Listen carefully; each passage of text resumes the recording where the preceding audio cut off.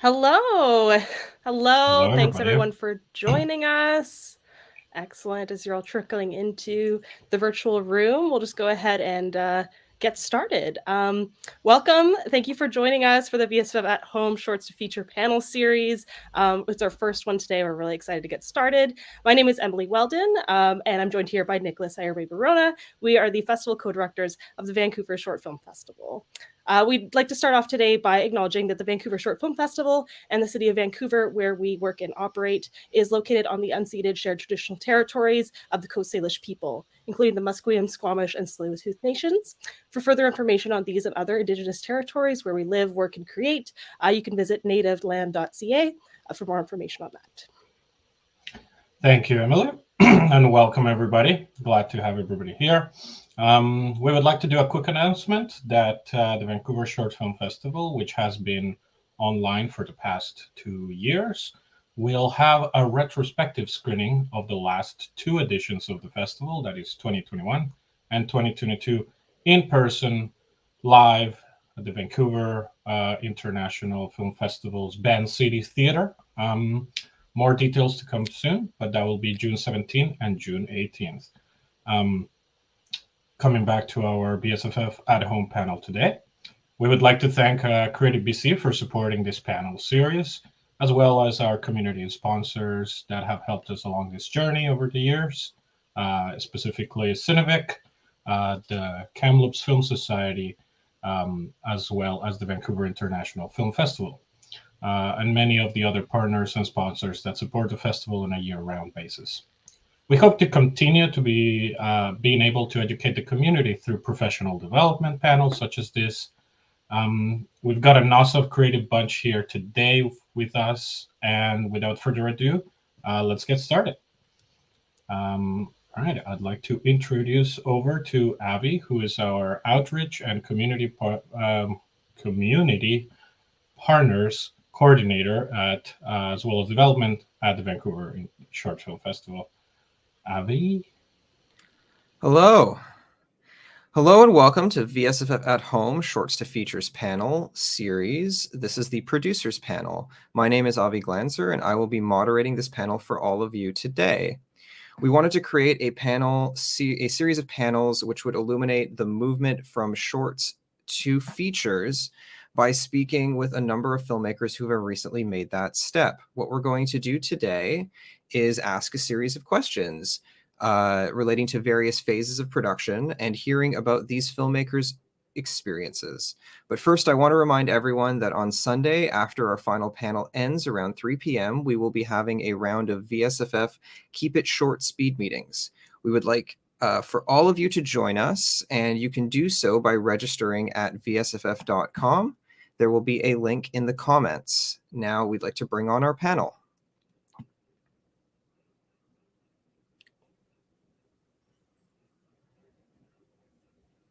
So let me introduce our panel today. We have with us Kristyn Stilling, chair of VSFF and producer of the 2021 Leo Award winner for Best Short Film Freya, who's recently completed their first feature film, Golden Delicious, as a telefilm talent to watch film. We have Andy Hodgson, producer and cinematographer, whose features include Woodland, Brother I Cry, and El Suspirio del Silencio. And we have with us Arnold Lim, producer and director of the telefilm talent to watch feature All in Madonna. Hello, everyone. How's it going?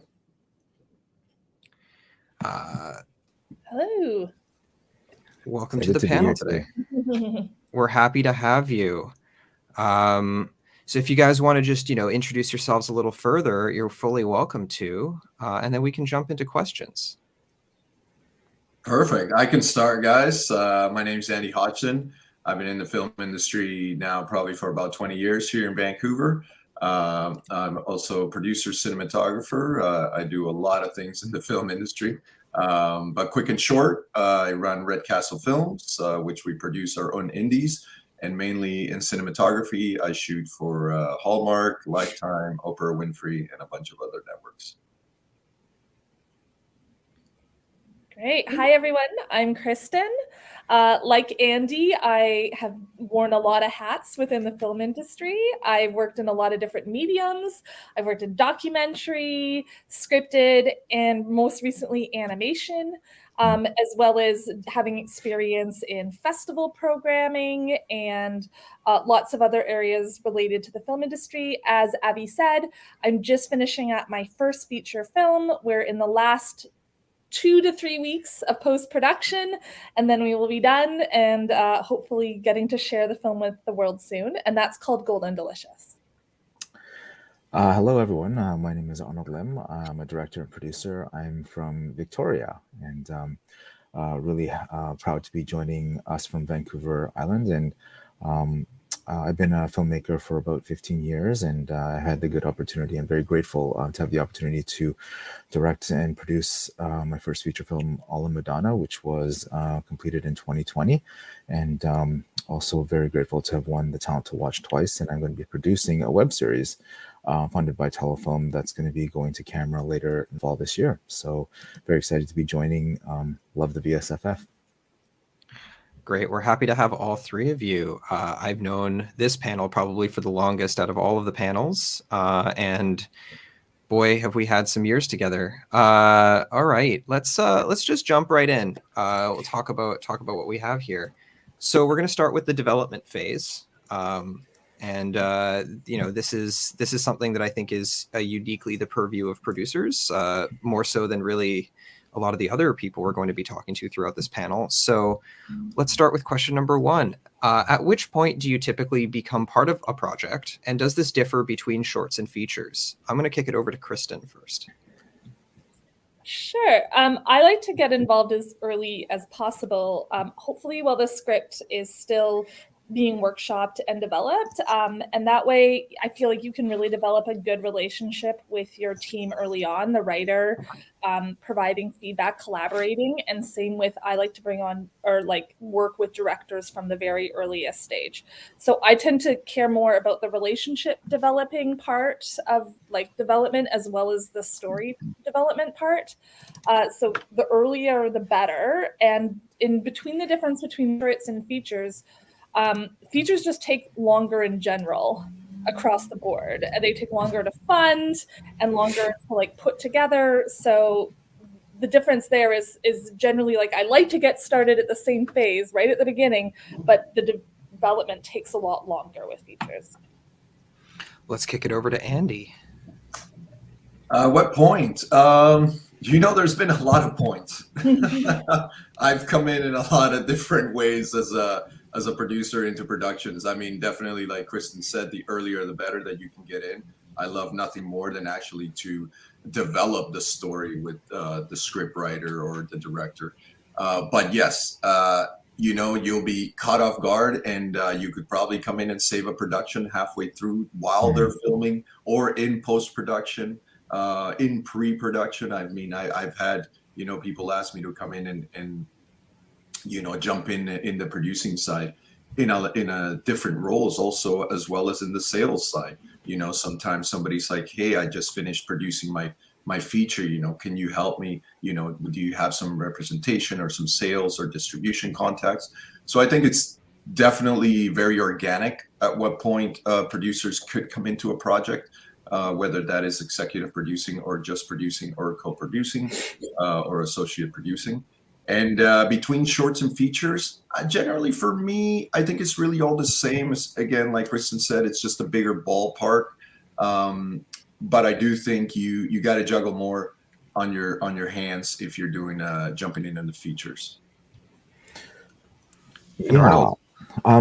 Really, I think I'm just gonna say that I completely agree with both Andy and Kristyn, and really it just kind of happens whenever it happens. If I get the opportunity to, like, for producing long form content, I haven't really been involved in a project where I jumped in last moment or particularly late or when it's about to go into production. Typically, I've been a part of the project right from the pitching stage.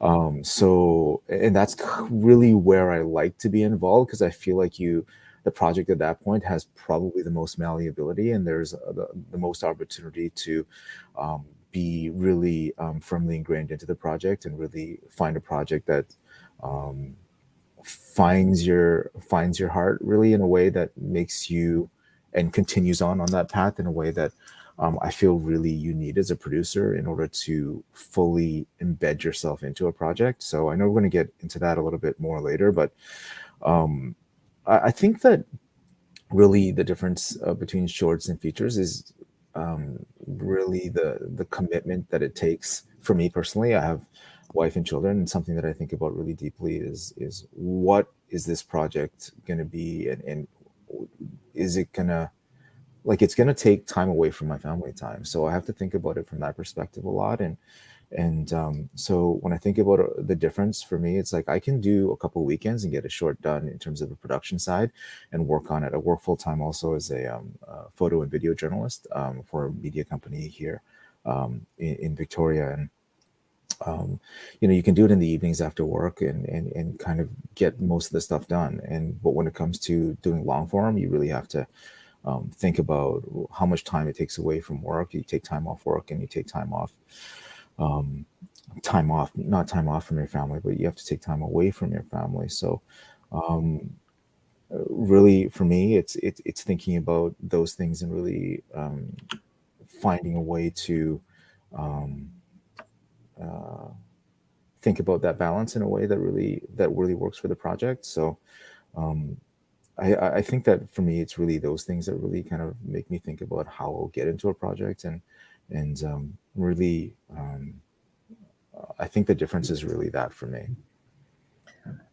Yeah, if I could bounce off of that for Excellent. a second. I feel like producers, maybe people don't think of this, but like we are creative people as well, and we're in this industry to be filmmakers and create something on the screen and work with people that like people can resonate with and connect to the story. So I value a team that respects my creative contribution to the project as well. So that's why we all want to get involved early, because we want to develop that relationship and be filmmakers with the team creating this product that hopefully connects with people. Mm-hmm. Yeah, people don't often think about the producer's role as a creative one on all the time, and it tends to be, logistics is a creative part of the process as much as any other part. And the earlier people come onto a project, the more that those creative elements can have a presence. I will put one more point though, that actually it's happening more and more now in my personal career as we produce more feature films and shorts, is that people begin to see you as a creative, just to kind of continue what Kristyn was saying, and they actually want you to implement, okay, what part of the story, okay, how is this character, okay, what do we do here? So I think the more you produce, the more people are going to be trusted to say, is this going to work for me? How is the character breakdown here? How is the denouement, the resolution?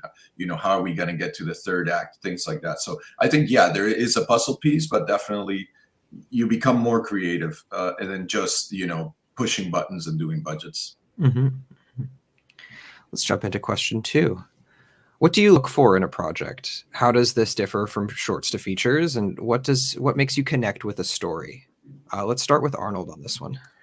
Really, for me, there's just 2 or 3 major things that I think about. One is a strong script. The script doesn't have to be a quote unquote genre or that I'm particularly interested in. Like if I'm focusing on drama or something that's what I like to do as director. It doesn't have to be that. It could be a horror film. It could be absolutely anything. But the script has to be strong. So the questions that I ask myself, aside from the family stuff that we talked about earlier, is, how good is this script and why does this story need to be told? It's also how I think about things in terms of grant writing as well. But if the answer is that, yes, this is a project that needs to be told, and yes, this is a strong script, and I also ask myself who the director is and what do I bring to this project. And if the director is someone that I haven't necessarily spent a lot of time with, I think about, is this person the right person to tell that story? It's not my place to say that necessarily, but I'll think about it in my own head and think if yes, then there's a higher chance that I'll be involved. I've been asked to do projects where I've read it and the person maybe didn't write the script, and I haven't felt like that person, for whatever reason, isn't necessarily the person that I thought was the right person to direct that. It's not my place to say. So at that point, I'll just kindly say, you know what, I appreciate that. Thank you for thinking about that and thinking of me, but I'm gonna, I'm not available for this project. I think those are the main things that I think about, whether I'm going to be involved in a project or not. And really it comes to that, down to that. And then the last thing that I'll think about is, what do I contribute to this? Am I the right person to be the producer for this project? And that's really important to me too. Maybe I'm not the right person, and that's not necessarily a good or bad thing. There are very, very good projects that I felt like maybe I'm not the best person to contribute to this project. Maybe this really should be whether it be, a female-led project, or this really should be a project led by somebody else. Those are important questions that I ask to myself as well. So it's not just about whether I want to be involved in the project. Maybe I'll come on in a different or lesser role or some different role, but also, who the people are involved in the project and whether I can contribute to the project in a positive and meaningful way. Mm-hmm. Let's same question to Andy. Yeah, definitely a lot of what Arnold said there, but for me, yeah, definitely I have to connect with the story. But I always ask one question to filmmakers that come to me. I always ask, what is your end game with this movie?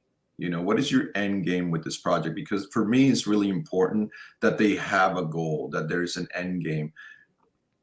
I don't really want to get involved if they're like, well, I don't know, like a couple of festivals or a couple, I kind of need like a hard, solid answer of like, what is your end game? Because I think we need to start backwards here, right? You can go and do your feature films, you can do your shorts, but if you don't have an end game or a goal or a why as to why you're doing it, for me personally, I think it's kind of dead in the water already. Because there's really no vision moving forward past the project being completed.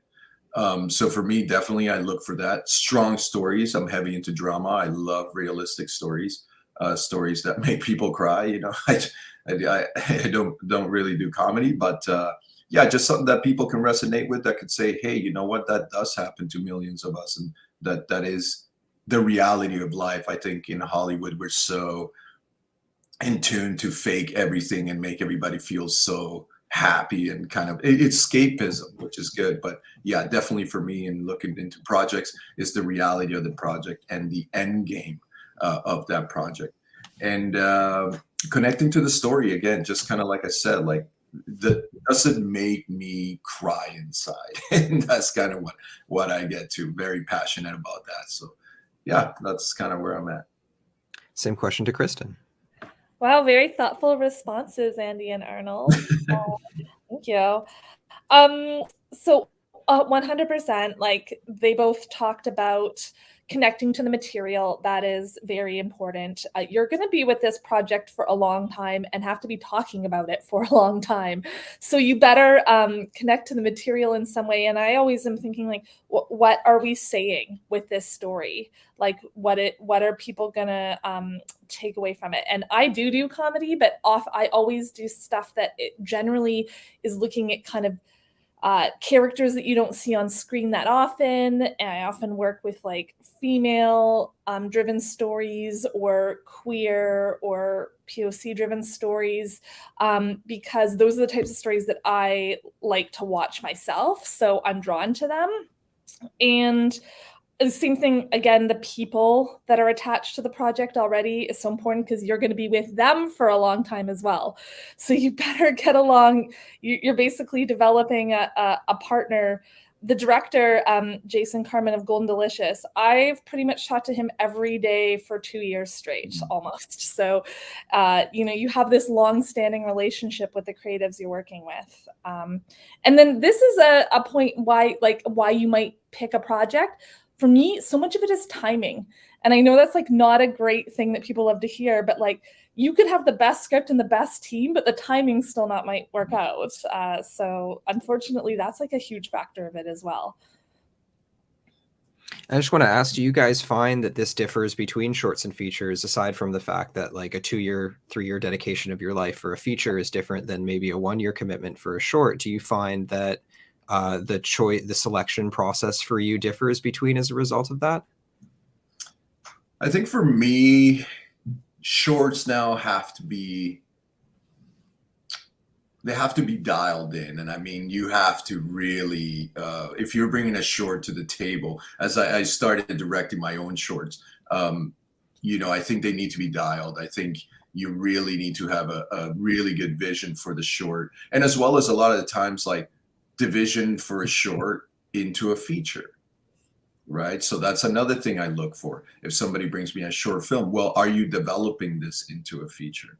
Because not that I'm saying, oh, if I produce your short, I have to produce your feature. A lot of the times people just go off and I'm very happy that they go and do their own thing. But yeah, it's definitely like, is this short going to be a feature film down the line? And that's kind of where I put the kind of the line in the sand, where it's like, let's make this short, but what is the end goal? Kind of going back to the end goal. Is it going to be a feature film? So.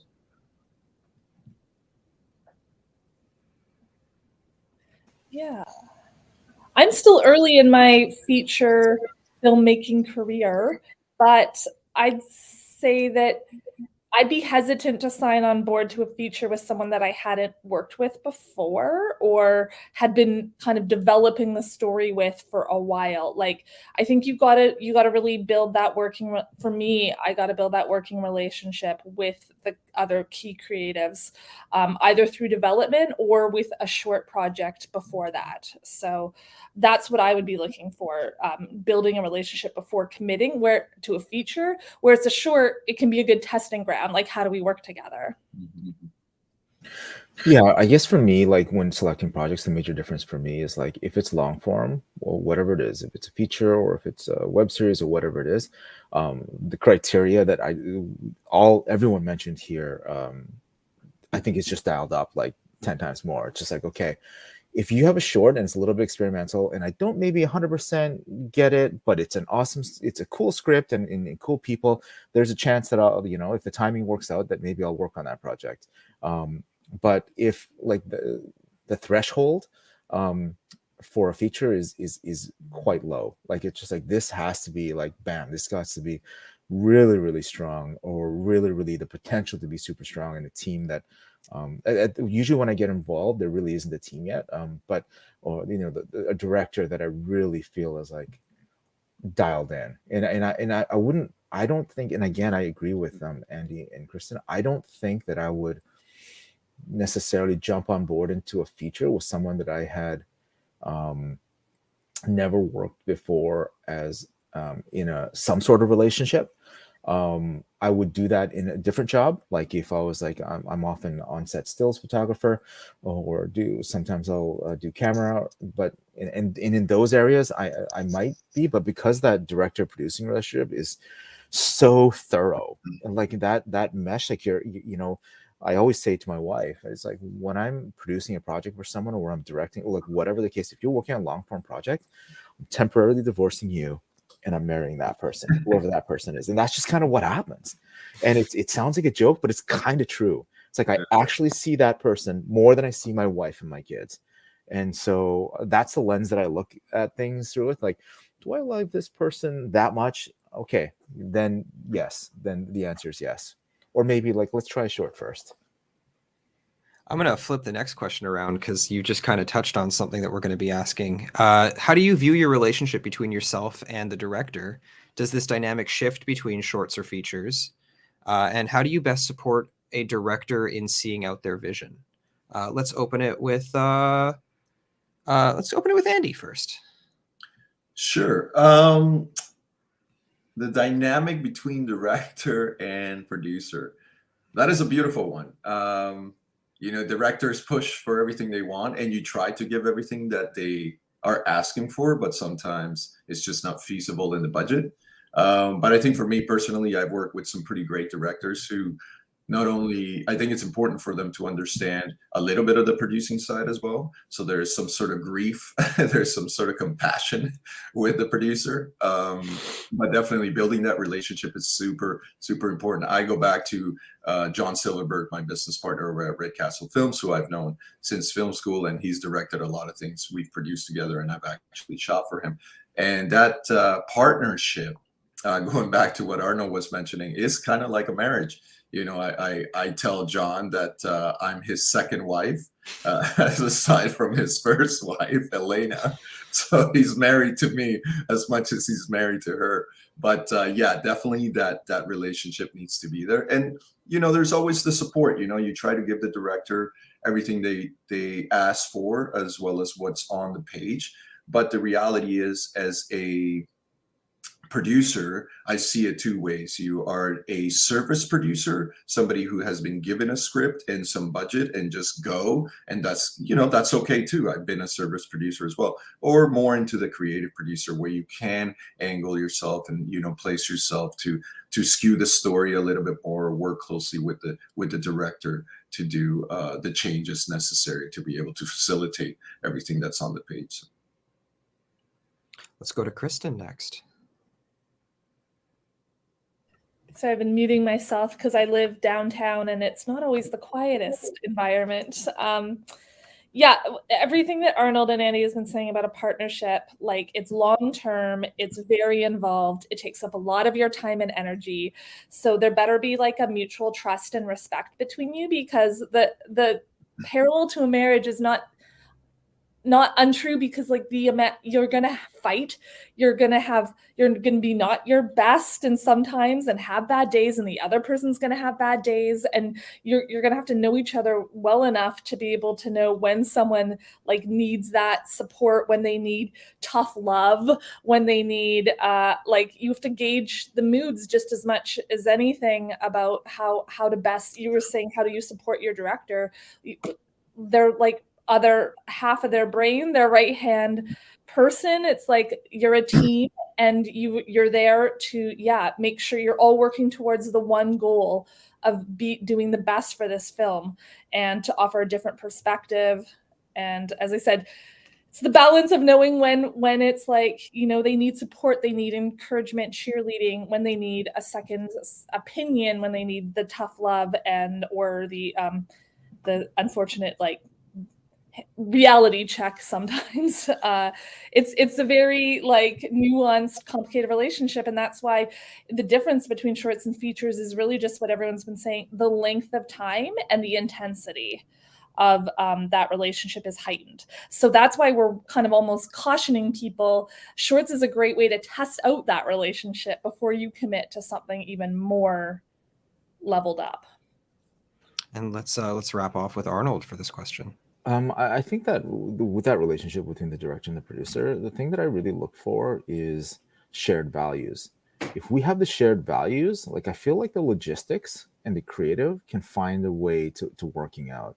And that's the thing that I really look for when I'm working with a director. If we have that baseline together and we feel the same way about X, Y, Z, those shared values I find are really what, for all the films that I've worked on with all the different people that I've worked on, the most success that I've had is with people that have similar values as me.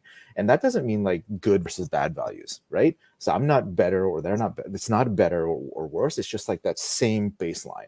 And I find that when we do that, it's like all the questions, they kind of answer themselves in a certain way. Like logistically, like these are the things that we want to be thinking about on set, and these are the focuses that we'll put on. And when we have a finite amount of money, when you think about those shared value systems, whether it be the treatment of cast and crew, or how we want to spend that money, if we have that shared value system, everything kind of falls into place. And then you still have to have, like Kristyn said, like there are times when it's like, okay, no, I don't think that's going to happen. You don't say it quite like that, but that's kind of what ends up happening. So that's something that I think about a lot. And one of the first things that I do when sitting down with the director or with a producer, if I'm a director on a project, is like, okay, let's talk about the shared value system and where we're going to put it. And once we have that Northern Star, we always look at it. We write it down, and it's together. It's on a shared Google. It's like, boom, we look at it. And then so when something comes up, let's look to that. Wow, what a great tip, Arnold. I really like that. Mm-hmm. Let's kick into a question about financing. When approaching financing, what have you discovered about financing shorts and financing features in Canada? Were there routes that you would have preferred to take in retrospect, and were there routes that you advise others to take? Let's open with Kristyn. Oh no, the financing question. The financing and then what's happened in Canada and in BC, financing opportunities are changing pretty regularly. So that's like a hard thing to advise people about what path to take, because what worked in the past, or what the path people took in the past probably isn't an option for anyone up and coming these days. My one thing that I found is that it is easier to get more money once you have some money. I've heard that advice before. So, but like, it's so true. As soon as you have one buy-in, it's much, much easier to convince other funding agencies or grants or people to invest in you, because they've already seen that someone else is willing to invest in you. So getting that first bit, like, you might be like, oh, I even it's a small grant, like, it makes a difference because it'll help trigger other funding further down the road. Same thing. I'm newer to the bigger project game. So Arnold and Andy might be able to offer more insight. But I guess my other piece of advice is, like, don't be afraid to apply more than once. Because I've had projects or apply with different projects to the same funding agency. I know people that applied to Canada Council for like 8 years in a row, and then finally got their first Canada Council grant. It just kept trying. And same with like Golden Delicious. We applied to Telefilm one round, didn't get it the first time. And then we're able to like revamp our project, reapply, and got it the second round. So financing is like kind of just chipping away if you really believe in the project. And if you get turned down for something, ask for feedback. If they won't always offer it, but if they do, it's extremely helpful in helping adjust, like find out what's not working when people are reading your application. Either with a project or just with what you're submitting might not be like working for them. So yeah. Let's move this to Arnold next. Yeah, I'd probably like to reiterate what Kristyn said. Like, all that was super valuable and things that I thought about a lot. It really is, as cheesy as this sounds, it's like, don't give up. When it came to the Telefilm Talent to Watch program, I applied 6 times before I got it. Wow. And you have to apply, like, it's once a year, right? And once I applied two times in 1 year, once with the world. So it was like, it was an exercise in like pain threshold. You know, it was just like I was watching myself die slowly every time someone said no. And it's super painful. And there's a lot of questions that you have to ask yourself as well, and be honest with yourself. I'll speak to myself. I had to be really honest with myself and where I was at as a filmmaker when people were saying no. And sometimes it's not because you're not good enough. And you know, that's a very subjective word anyways, and how people think and whether you get that or not is not, it's not an objective system. It can't be. But I had to really look at where I was and the areas that I needed to kind of polish up before I finally ended up getting it. And an area that I really needed to polish up on, something that I really learned a lot about, was learning how grants are written and how those pieces of the puzzle fall into place. And I found that it was an area that I didn't get into filmmaking to do, but I needed to do to get into filmmaking. And sometimes you have to do the thing you don't want to do to eventually do the thing that you do want to do. And that's just one of those things when it comes to financing. It's an unfortunate reality, but it is what it is. So I spent a lot of time in the thing that I learned when I was getting rejected. Like my first 3 years of applying for grants, my success percentage was 0%. That's 3 years. That's a lot of no's. And it's a lot to the ego too, right? So And so it was a painful exercise in learning. And there's a couple times when I was like, you know what, they're just not going to pick me for whatever reason. So really it took a lot of time to come to terms with the fact that I needed to kind of really understand how that grant writing process worked, and asking questions. A lot of them are public funders. Like BC Arts Council, you can actually ask for feedback, like Kristyn said, and you can also ask beforehand, what are the things that you do like to fund, and what are the things that you don't like to fund? And so there are questions that that I got answers to that really profoundly affected my grant applications.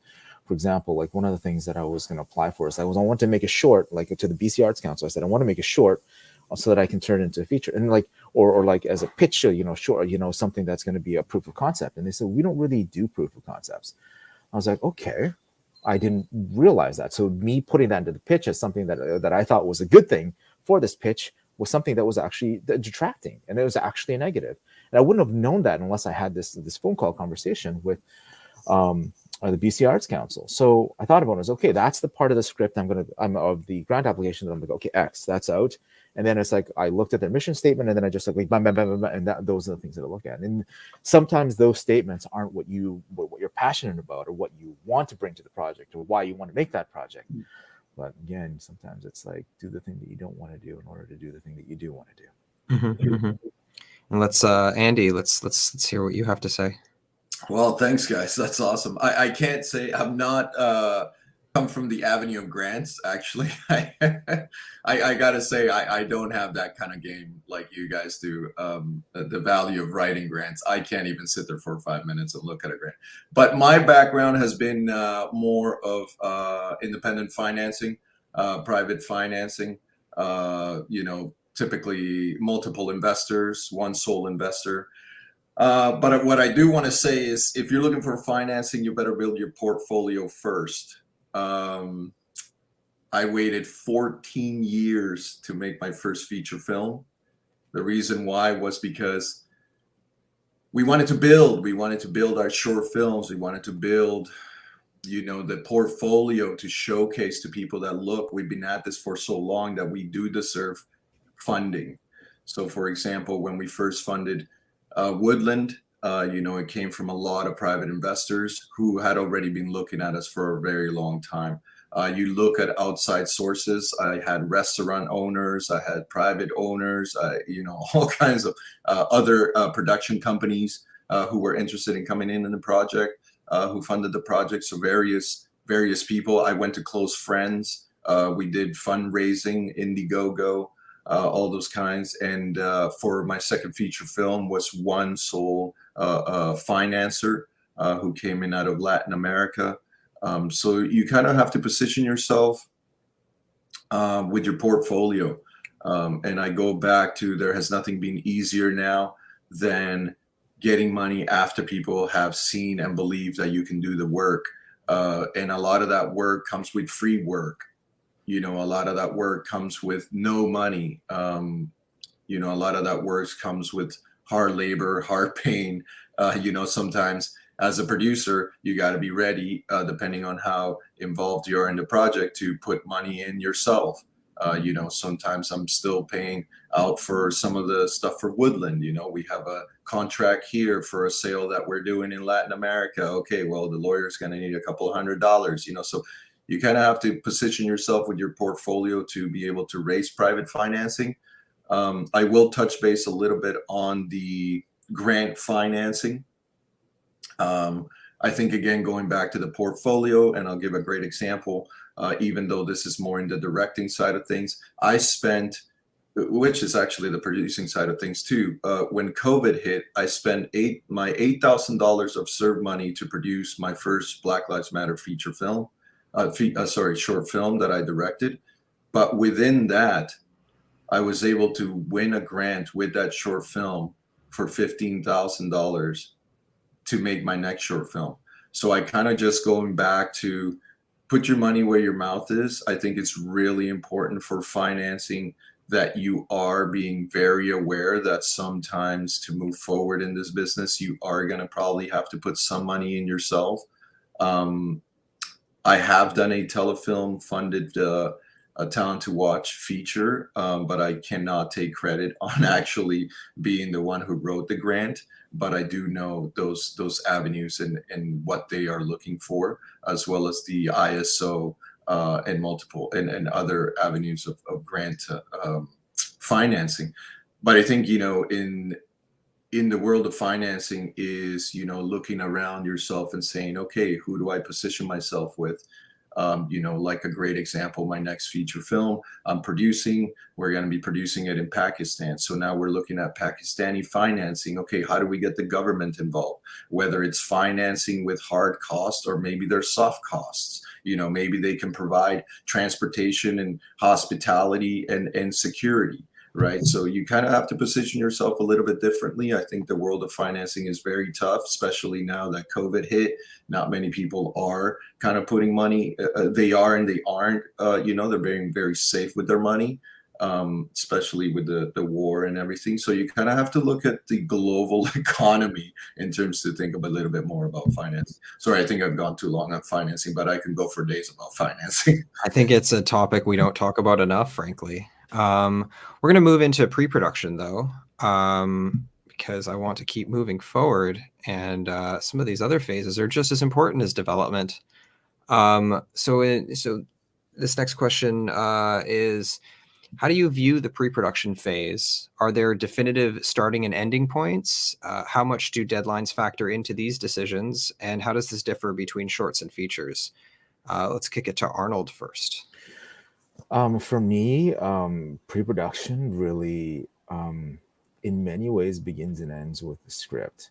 Like the script has such huge impact on pre-production that really you have to have that not producer's pass, but like realistic pass on that script. And once you get that done, you can actually start moving.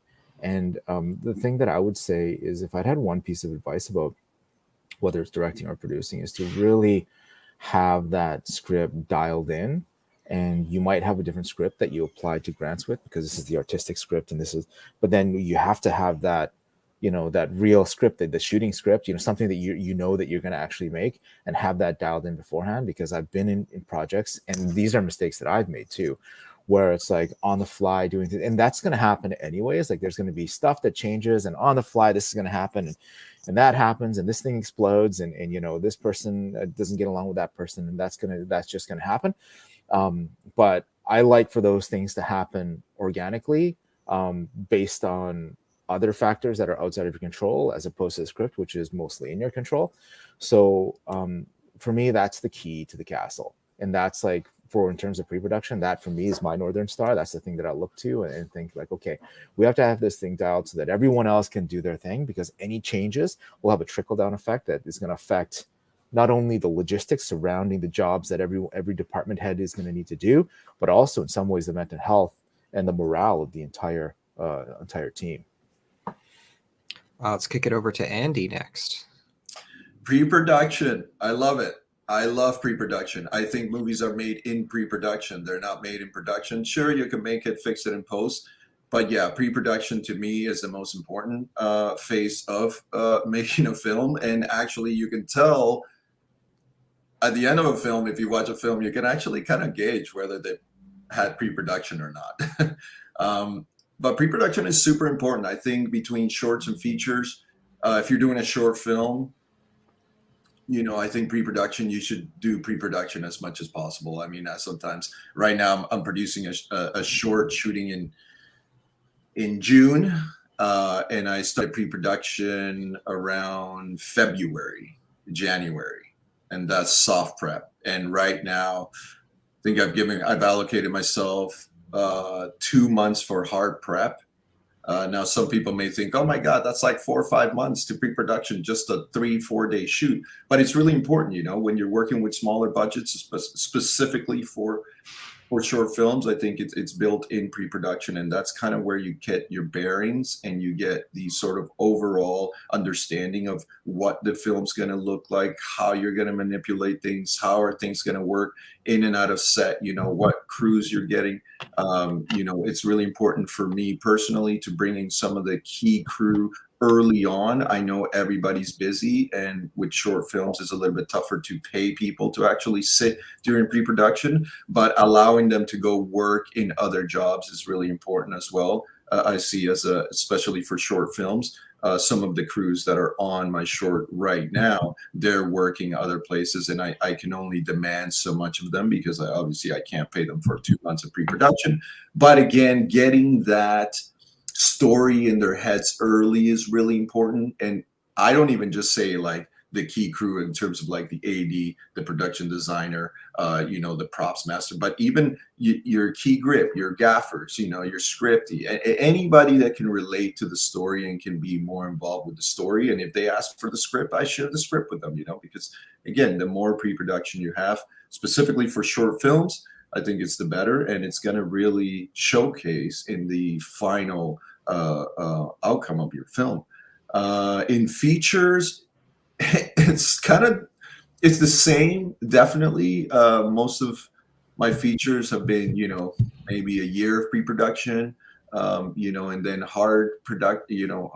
soft pre-production, maybe like 6 months, and then hard pre-production another 6 months. But I will say this, guys, like, you get 500 grand, you're gonna shoot that baby in 2 weeks. If your investor's like, I need this movie. So sometimes it's weird when you get to feature films and when you're asking people for, $500,000 to $1 million, because it's their money. So they're like, I need this when I need this. And you're kind of like, oh, well, it's not really gonna happen. So it's kind of, it's a little bit, it's the same, but different, and I think money dictates a lot, which I kind of dislike. But, if we want to make our movies, we kind of have to work with the man. It's kind of how I call it, and you got to be really flexible. So sometimes somebody comes up. I mean, Abby, I think you and I had been asked to work in a feature film that was like, we're shooting in like 3 weeks. Like, good luck with prep. Exactly. So yeah, it definitely varies. And again, I think just with feature films, guys, it comes down to like, if you have this funding and there's a window, like, you got to go. Right. Another thing I'll tell you about pre-production, and specifically for feature films, for Woodland, we had a window with our lead actor, Richard Harmon, and we had to shoot then. We weren't even fully funded. So we took a risk. We were like, we can't. He's on the show, The 100. We will lose him. We have him for this 2 weeks. We got to shoot now. So there's a lot of risk involved in when you're doing sort of that prep work. But I think if you're prepped and you know exactly what you're going into for shorts and features, you'll be having a better outcome. And Kristyn. Yeah, I consider we move from development into pre-production as soon as it's determined that we have enough money to go ahead and shoot the film. As Andy said, you might not have all the money to finish the film, but or ideally you are fully funded, but that's when I shift from being like, this is a potential project that we are hoping to get made, to now we are making this. And as soon as that like switch flips, then I consider us to be in pre-production and moving towards the date, which to me, I think pre-production goes like pretty much straight up until like the couple days right before you shoot. Like once you start picking up equipment and stuff, then it's like, now I'm in production. But everything up until then is like preparing for production. So yeah, I consider that whole phase. And as Andy said, you could be as long as up to a year. Like you're funded, you're filming, you set your shoot dates, they're a year from now, great, you have like tons of time to prepare, or it could be like 2 weeks. And so yeah, but did that answer the question? It did. I mean, there's always more we can talk about. We've talked about deadlines and that. Do you find that differs between shorts and features, that you set that, or is it kind of similar where once you've assigned the fact that you financed it or you have enough to be able to go forward, that's when it starts and that it ends when you finish that phase? Does that differ between shorts and features, or do you find that that's pretty much a universal?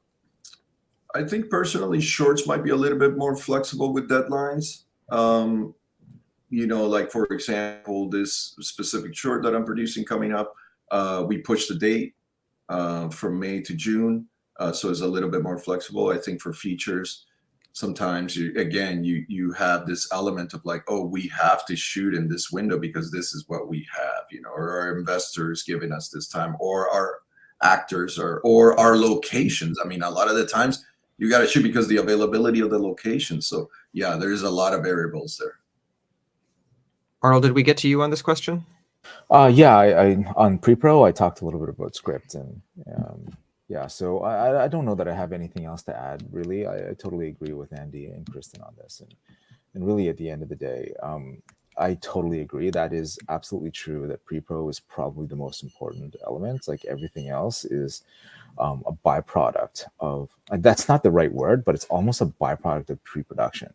It's like production is almost the byproduct of pre-production. And when you go to principal photography, if you don't have all your ducks in the row, the ducks are going in 25 different directions. You're not going to be able to catch them. Got to keep them in a row.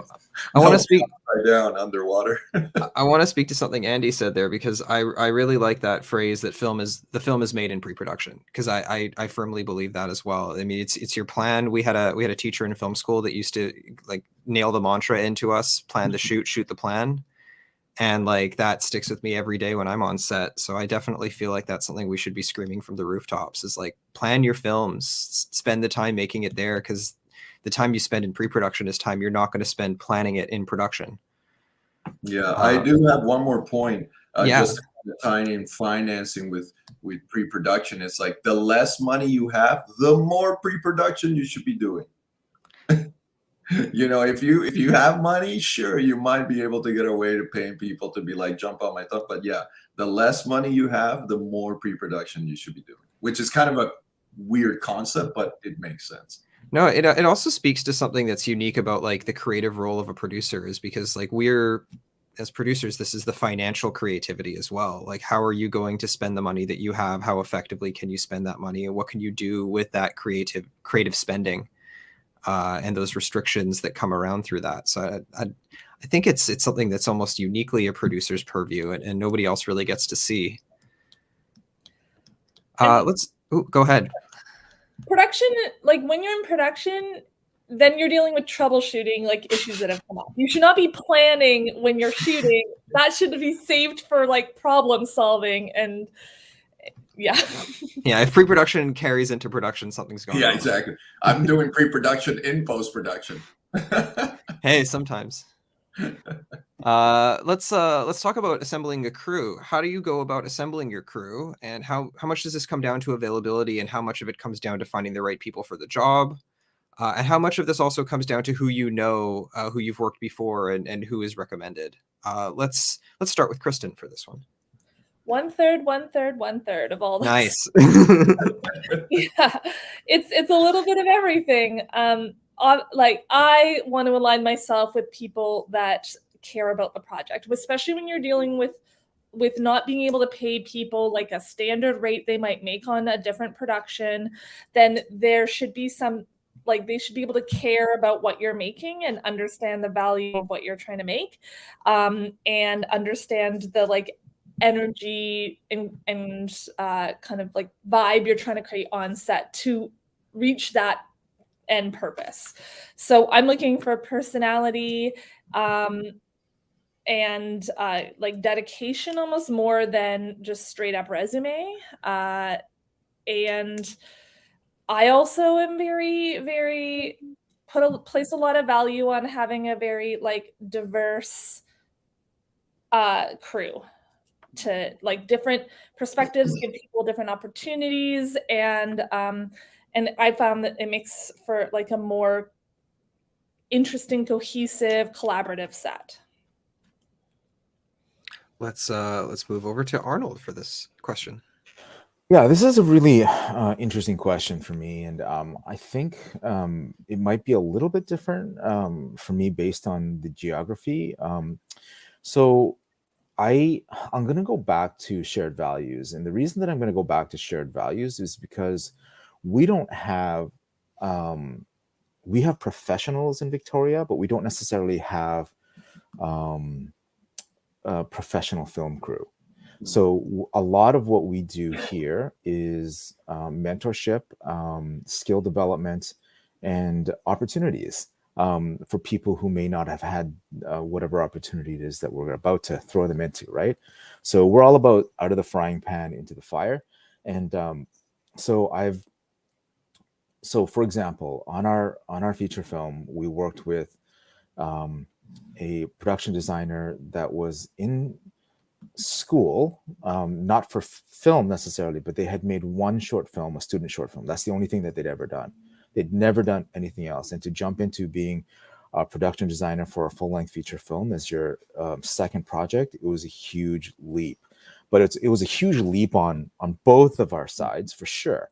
But for me, that person, her name was Wendy, had the shared value system and had the work ethic that I feel like was really going to bring a lot of value to this project that was outside the purview of experience. And often when I'm casting or crewing up, that's the way that I have to look at things, because we don't have, like, we're not a service town here, for better or worse. We are for a large part of it a hobby community, and I say that very loosely because I take it very seriously, and I know a lot of filmmakers here do take it very seriously. But I personally know that a lot of the people who develop their skills move on and move to Vancouver, and that's what happens. It's the constant. So everyone that gets to it, not everyone, a lot of the people move on to Vancouver, and then they keep on going, and they're able to make a career in life. So we're always at the place where we're training people. So that's what I look for. So I look at shared values, and then a lot of the times I'll put people into key positions that have maybe a little bit more life experience, maybe not so much work experience or film experience. And then wherever I can, I get as much someone who, sometimes I'll bring a couple of people from Vancouver. That's where the money here doesn't go quite as far, because you're paying for housing and travel, in all those things. So when you get a grant, I say 1/3 of the grant. The way that I look at it, and the way that I've look at short film making here on Vancouver Island is like, okay, if I get $20,000 to make a short, that 20,000 would probably be like 10,000 somewhere else. Like, it's just like, it's not quite as much. So I look at different elements when I'm casting and crewing up, and if they have that spark or that something special, but you're going on gut instinct a lot, because you're trusting them. That's kind of what we do. It's not just because we want to, and we do want to. We want to offer opportunities to people who haven't had opportunities before, but it's also in many ways we don't have a choice. So so those are the things that I look for, and those are the things that I value most. And let's go to Andy. Those are great points from the both of you there. Thank you so much. I think assembling crew, I kind of sometimes like it to be a little bit organic. Kind of people coming in, coming out. I let sometimes the director, he's like, hey, I want to hire these people because I worked with them before. I don't shy away. I think it's really important to work with new people on your team. I think it's important when you are looking for crew to also, as Arnold mentioned, to give that sort of opportunity to maybe people that are looking to be bumped up. So, for example, for a short film, I definitely like to give other people opportunities who are trying to get into the union or to go into the MOW world or maybe feature film world, which is really important because we were also given those opportunities as well, as we were coming up in our careers. So I think, yeah, definitely a little bit organically. I do like to work with different people. I do have my specific people, like, for example, my camera team, who I tend to work with, but production designers, I do like to mix it up a lot, because it's also important that you're spreading your wings when you're crewing up. And to going back to that value system that Arnold was touching base on, that it's really important that everybody kind of aligns. And sometimes you will hire somebody that they look good on paper and they had a good, sort of interview, but on set, they're just, pardon my French, shitty people. And, that comes with managing the crewing and the production. But, finding the right person, sometimes you don't find the right person. Sometimes you make mistakes as a producer and you think, I should maybe hire this person because they are $100 cheaper. and then you made that mistake of like, oh, I tried to save money and now I have an L&D of $3,000 because that person didn't know how to carry the light and now it dropped or whatever it is. So I think, yeah, definitely, be open and honest with yourself as a producer when you're hiring, that sometimes you're not going to hire the right person. I've had to fire people, which is kind of the toughest thing to do as a producer. And you're like, I just hired you and now I'm firing you like 3 days later. Like, and you think you might have gone wrong, right? But again, relationships, values, and I think, crewing up should come organically. And, you put one post online and then you'll get like, 50 resumes. There's a lot of great crew out here in well, maybe not in as much in Victoria, but definitely Vancouver, and I think Canada. There's a lot of great people you can work with. And like, I find certain content draws, like, people will respond to simply because they're connected to the content, even if it's just a log line. They're like, I want to tell stories like this. That's why I'm reaching out to you. And that's like a great place to start. People that right away are like inspired and drawn to your content. Very good. Let's talk a little bit about the how the director's relationship shifts. What does your working relationship with the director look like during pre-production, and how does this relationship shift and evolve from how it works in the development stage? And does this shift also occur in shorts and features? Is there a shift between working with the director in a short versus working a director with a feature in this phase as well? Let's start with Andy on this one.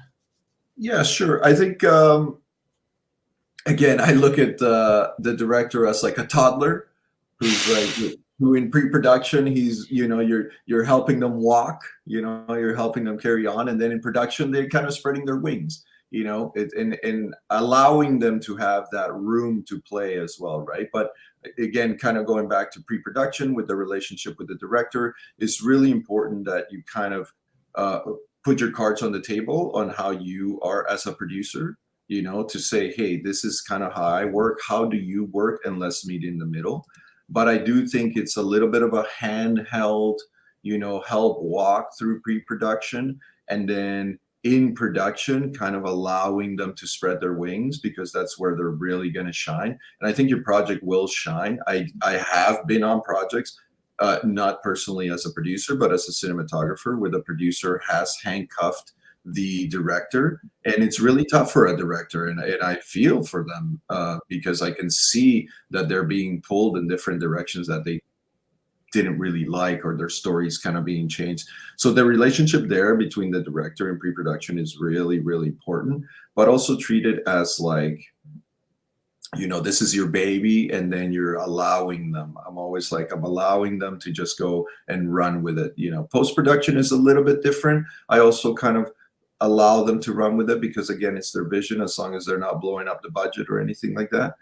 And then for shorts, short film is kind of really quick, in and out. So whether you know the director or not, I think it's important that after you do your short film, you guys debrief. So you go for dinner or you go for drinks, and and keep that relationship. I know we speak about the relationship in pre-production, but it's also important to keep the relationship after the project is done. I don't know if that's a question for later, but I just wanted to throw that in. It's a great answer. Yeah. Let's go to Chris. Sorry, who did I start with here? It's fine. You started with me. I started with you. Let's go to Kristyn next. Okay, I'm too into the conversation. We're talking about the relationship with the director in pre-production now, right? Yes, how it shifts from development. I think, like, from my experience, especially if you're working with a writer/director, in development, they are like just as much involved in kind of the packaging and the material, because everyone wants to hear from them. It's like their vision, their script, how are we selling this? They're involved with pitching just as much as you are, pretty much, in development. So when I think of we're moving into pre-production, now it's like time for you to set aside all thoughts of like, getting together the money or trying to sell this. And now you're shifting into creative mode. And it's my job to support you in taking away all that stuff that's distracting you from the creative decisions that you need to now make as we're like moving towards the film. And let's go to Arnold. Yeah, I mean, really, I agree with both Andy and Kristyn, like pretty much every question. So much love. Yeah, well, they just know what they're talking about. And, really, at the end of the day, that's what Kristyn said there is something that I totally believe in. So as the stages move on, whether it go from development to pre-pro to principal photography, what I like to think about is like at every point, I am lifting certain things off of the director that they no longer have to be thinking about. So at that point, okay, boom, I'm taking that stuff on and I have that conversation. I try to anyways. Now this is not your thing anymore. I know at that point you're talking, we're doing grant apps and we're doing this and we're applying, but now all that stuff, whatever it is, and even though if you want to be involved with it, you can talk about it, but I should be heading that so that you can concentrate on these other things which you now need to do. And then when it gets into production, it's like, okay, I know that you have a say on this kind of stuff, and it's important that you want to have some thoughts on it. That's great, and I'll certainly listen. But we have that conversation beforehand. It's like, okay, at this point, I really want you to focus on X, Y, Z. This is you're the director here. I'll hold the fire hose and start to put out whatever needs to be put out. But these are the things, even though they want to do that, because I just want like what's best for the project. Really that's the Northern Star, right? So it's like, what is best for the project at this moment, at this time? And those are the things that I try to do. Because ultimately, like, when you're one of the things that I value a lot is experience in the other job. So as a director, I've done a lot of producing, and as a producer, having some directing experience, I found has really helped round out the vision, both creatively and logistically, because you understand it from a perspective that isn't this us versus them. And that's really, really important. It's us versus them, as in us versus everyone. It's not you versus me, or money versus this or that versus, not that tug of war. It's like we are on the same side of that rope. And sometimes it can feel or like the other way when you don't have those conversations beforehand. So really at the end of the day, like I like working with directors and producers who have done the other thing, because it really helps us both speak the same language, because we're trying to do the same thing. Sometimes it doesn't feel like it, and sometimes things will pop up, and sometimes disagreements will happen. But again, like, to go back to that value system and having that shared experience, having those shared experiences and those shared value systems really, I think, puts those things to bed 90% of the time. And the 10% it doesn't, you just got to grind through it. This is a question that I think that doesn't really have a concrete answer for every project. It's different. So this is what I'm interested in, which is what tells you when you're ready to go to camera? Is it an organic process? Is it more of a looming deadline? Like, what tells you you're ready? Let's start with Andy on this one.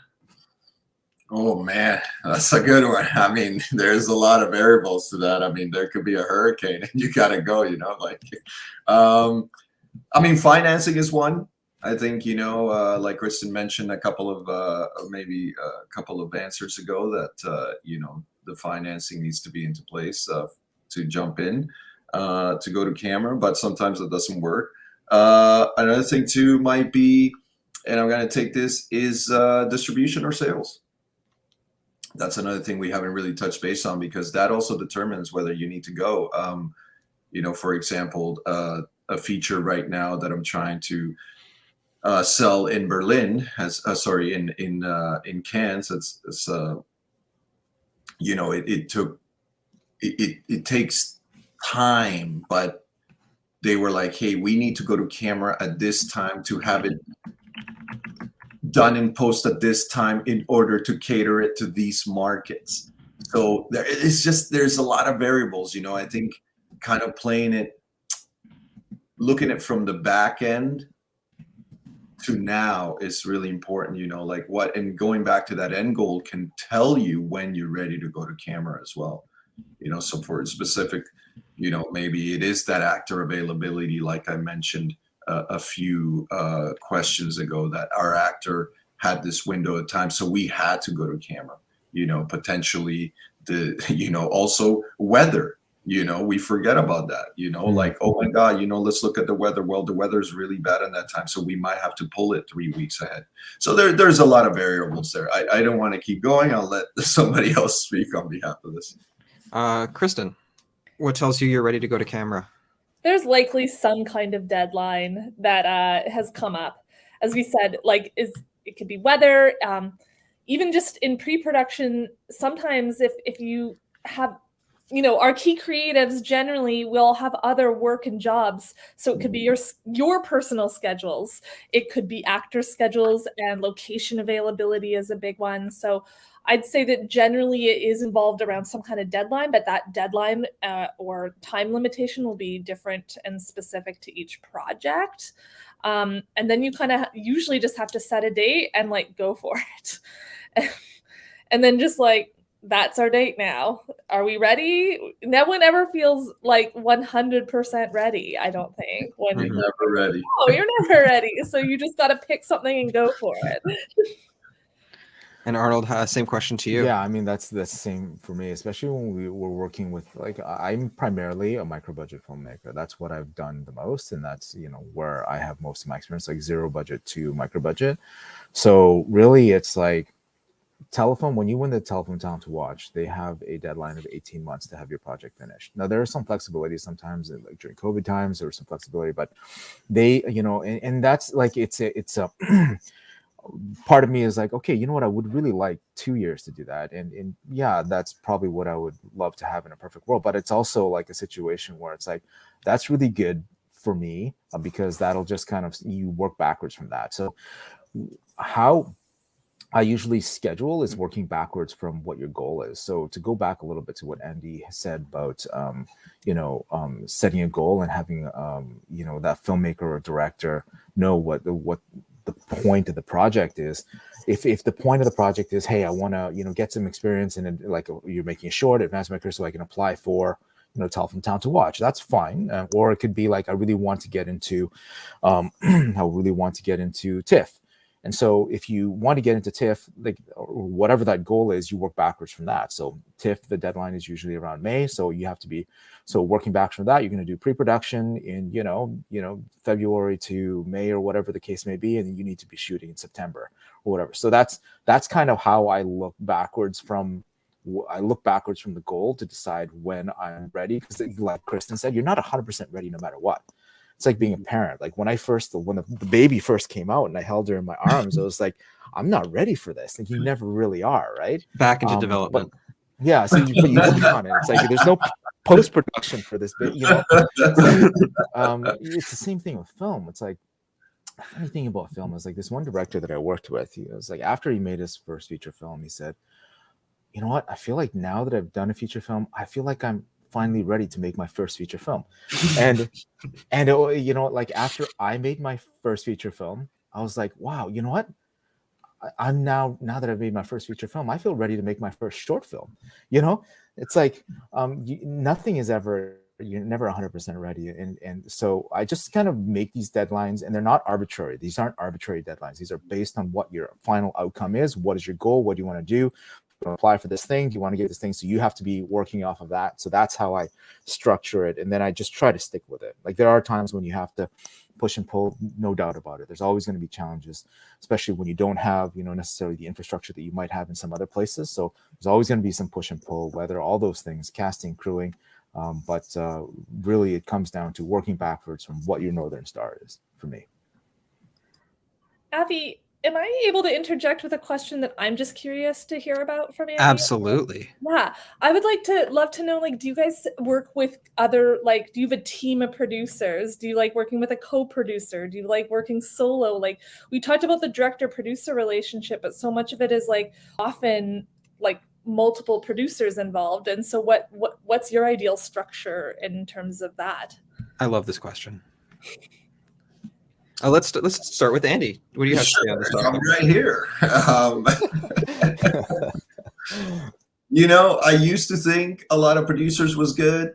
Now I much rather kind of produce with 1 or 2 people, or even just me. It definitely works to have a team. I don't shy away from having a number of producers, but I think you got to look at your financing, right? And where does the line kind of fall in terms of you're doing a short film? Obviously, you can't have 10 producers all getting paid, whatever it is, if you can afford it, or features as well. I think in features, the producing title, it's really wishy-washy. There's been a lot of people who get a producing title on a feature, but did they really produce? I don't know. But they're there. Reasons why I've kind of, throughout my career, I've kind of whittle it down to less and less producers. I will say a lot of that also comes with the financing. If other producers bring in some part of the financing, you are going to have to work with them. You may butt heads with producers. I've had that as well with co-producers, maybe somebody that I hadn't worked with in the past. But again, it's just kind of figuring it out, being all in the same team and kind of having that same end goal. But I do now in my career, to be honest with you, if I could just produce it by myself, I would.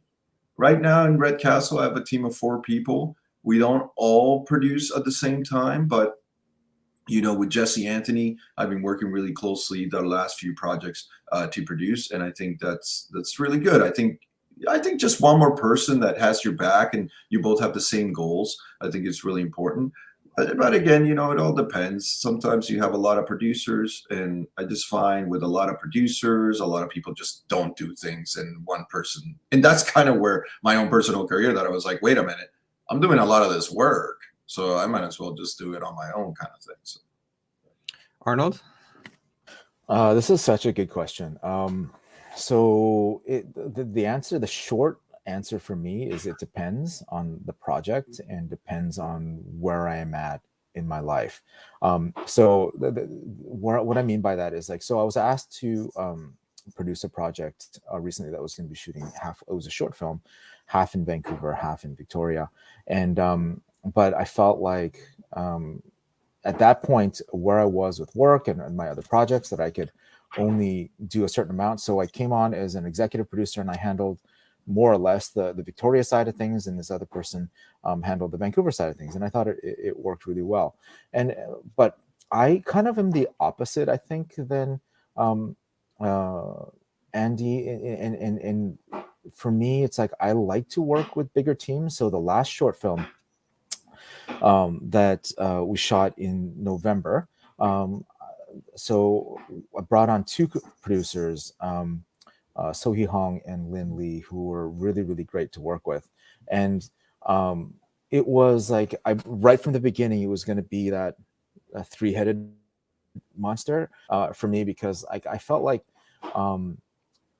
one person lived in Vancouver, one person lived in Victoria, that was me, and one person actually lived up island and closer to Duncan. And when there's quote unquote limited resources, first of all, they're wonderful people and I wanted to work with them, and that's ultimately the shared value system, all that stuff was why. But there's also areas of strengths where they might know they have the Vancouver infrastructure or that network, and then I have this network and they have network. And when you have limited finances and limited money, you really need, I felt like really needed more people to handle the work. And because the work here is a little bit different than perhaps some other places, it's not quite as cut and dry. Not all members of the team, like in terms of your cast and crew, mostly the crew, I guess, that necessarily has experience in that. I find that my job as a producer, this is the way that I look at whenever I produce a project, especially in Victoria, this is the way that I look at it. At my budget range,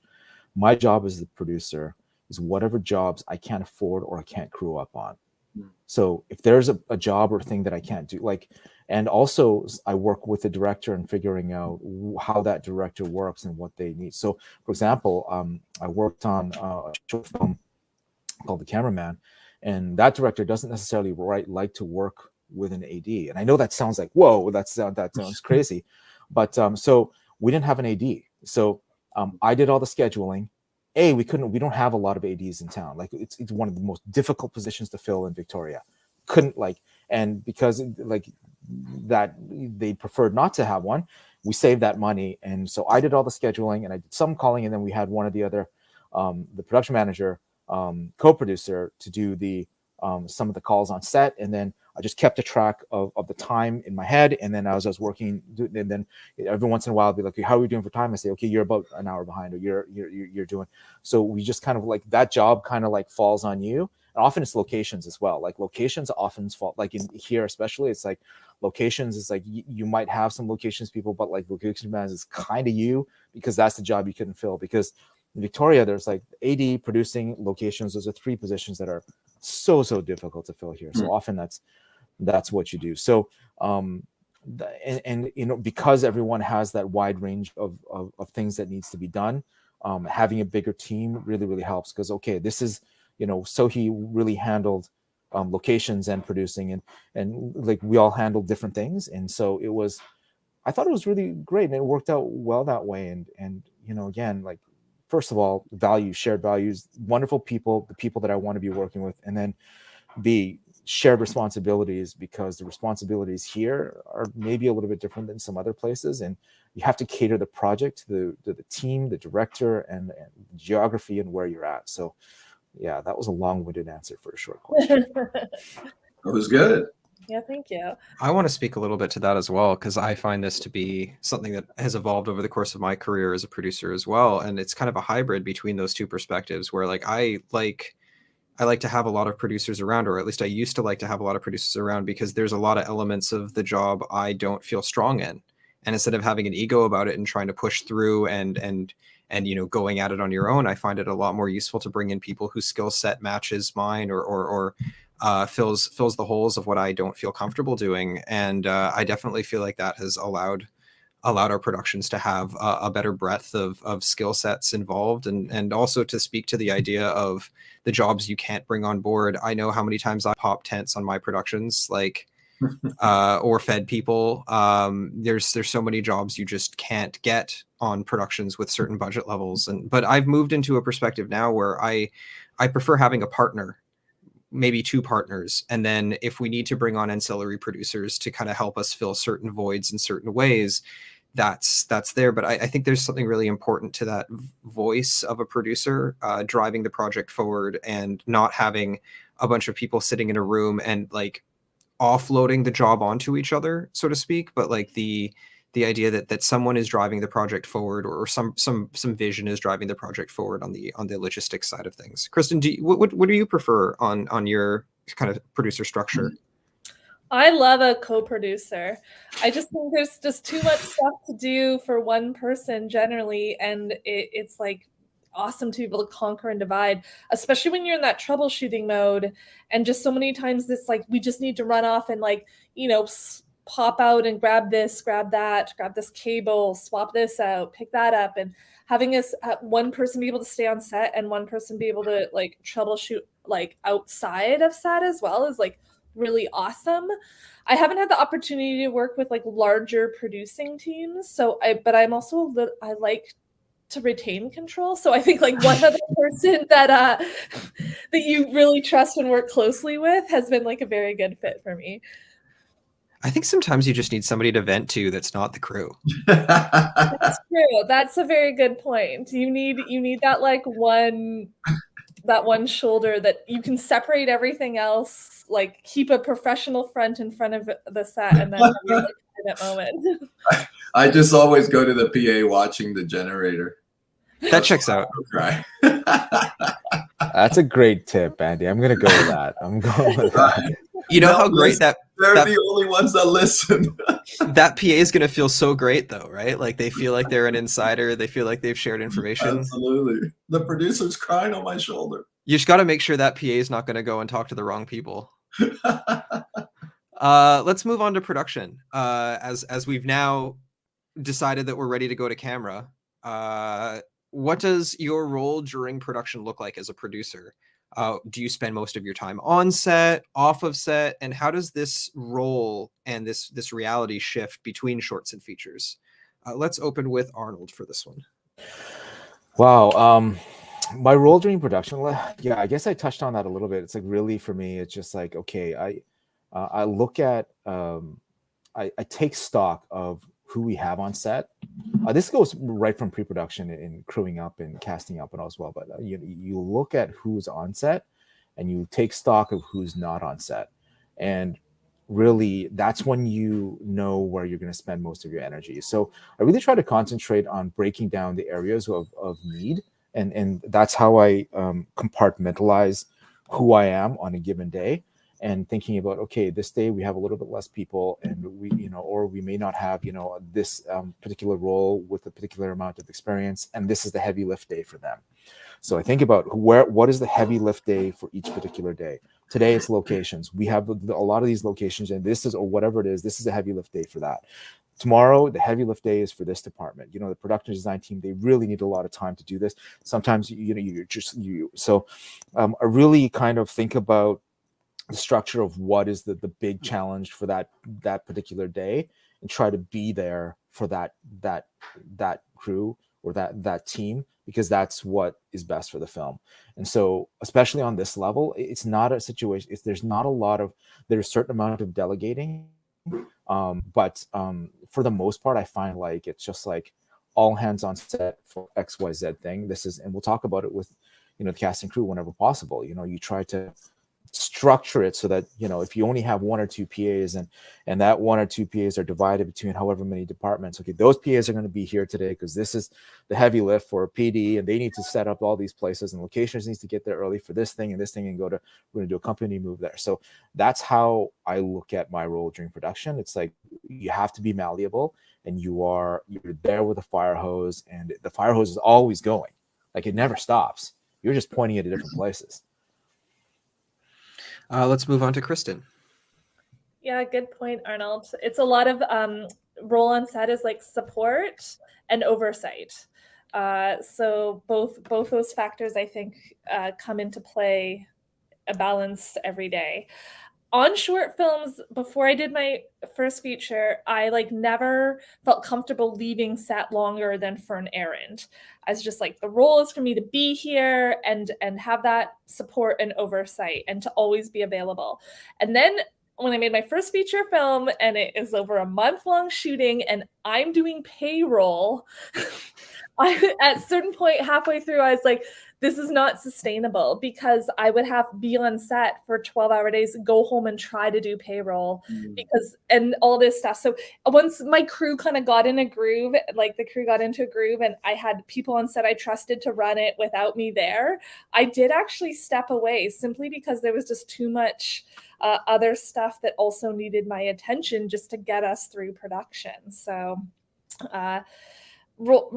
that's the biggest difference for me between shorts to features, is I actually realize there's my responsibilities are not just on set, and might require me to be off set as well.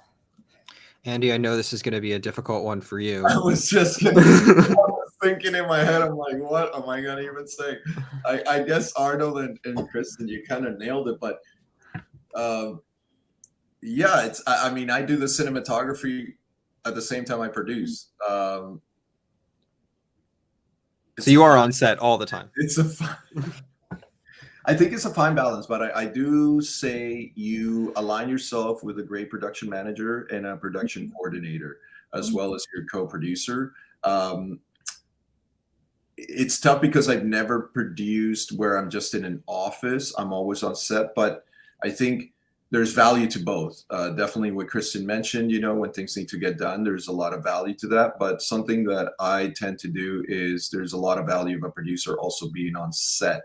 And I think something for me, just growing in my career as a cinematographer, producer, and doing mostly those two roles, which people sometimes think I'm crazy, and it's a lot, but it's not really. I think once you find a fine balance, it kind of comes easier. I think being a cinematographer and a producer and being on set, I can actually kind of see, how could I say this? Like the red flags that are kind of coming up. So instead of getting a phone call being like, oh, this happened, I can almost see oh, we're a little bit behind schedule. Ooh, we might need overtime. Or, oh, damn, that light that fell down, the L&D. So I think it's just kind of I'm able to foresee some of the positive and negative things that are kind of coming up in the future, and then relay that to either your production manager or your production coordinator or your co-producer. There's yet to be a time where I have not been on set, but definitely I would say for a short film, it would be a lot easier perhaps to be on set as a producer. And then, like Kristyn mentioned, for a feature film, you barely see the producers on set because they're in an office somewhere, or they're in their car on their phones and on their laptops, or they're, in the two-holer there trying to, manhandle a million things. So yeah, a bit of a different scenario for me. But yeah, perhaps one day I will experience just sort of the offset producer.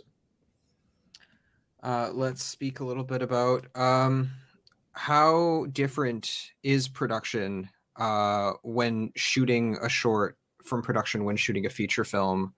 Were there any surprises you discovered along the way when transitioning between these formats? Let's open with Kristyn. Sorry, can you repeat the question one more time? Certainly. When there's multiple facets to it. I know, I'm so sorry. How different is production? At the core of the question is, how different is production when shooting a short from production when shooting a feature? And were there any surprises about this difference that you discovered along the way? I had heard so many times that people were like, shooting a feature is so different than shooting multiple shorts. Like, you think it'll just be the same as shooting 4 shorts back to back, but it's totally different.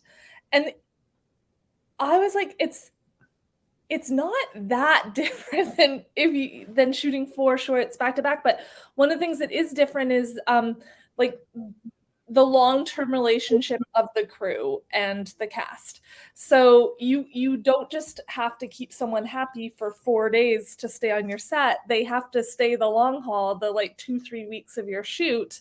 And so just managing people have their experience on set. And if they're having issues, I think it's just a lot more hearing them out, taking into account all the things they're asking for. I think that was the biggest thing is relationship managing is that much more important on a feature to kind of go the whole length of the production. I probably have other thoughts, but Andy and Arnold might spark them. Stuff. On that note, let's go to Andy. I have the question here, but can you just repeat it one more time? How different is production when shooting a short from production when shooting a feature? Mm-hmm. So I like to put it this way. Short film, you get your boat and you go across the lake. Feature film, you get your boat and you go across the ocean.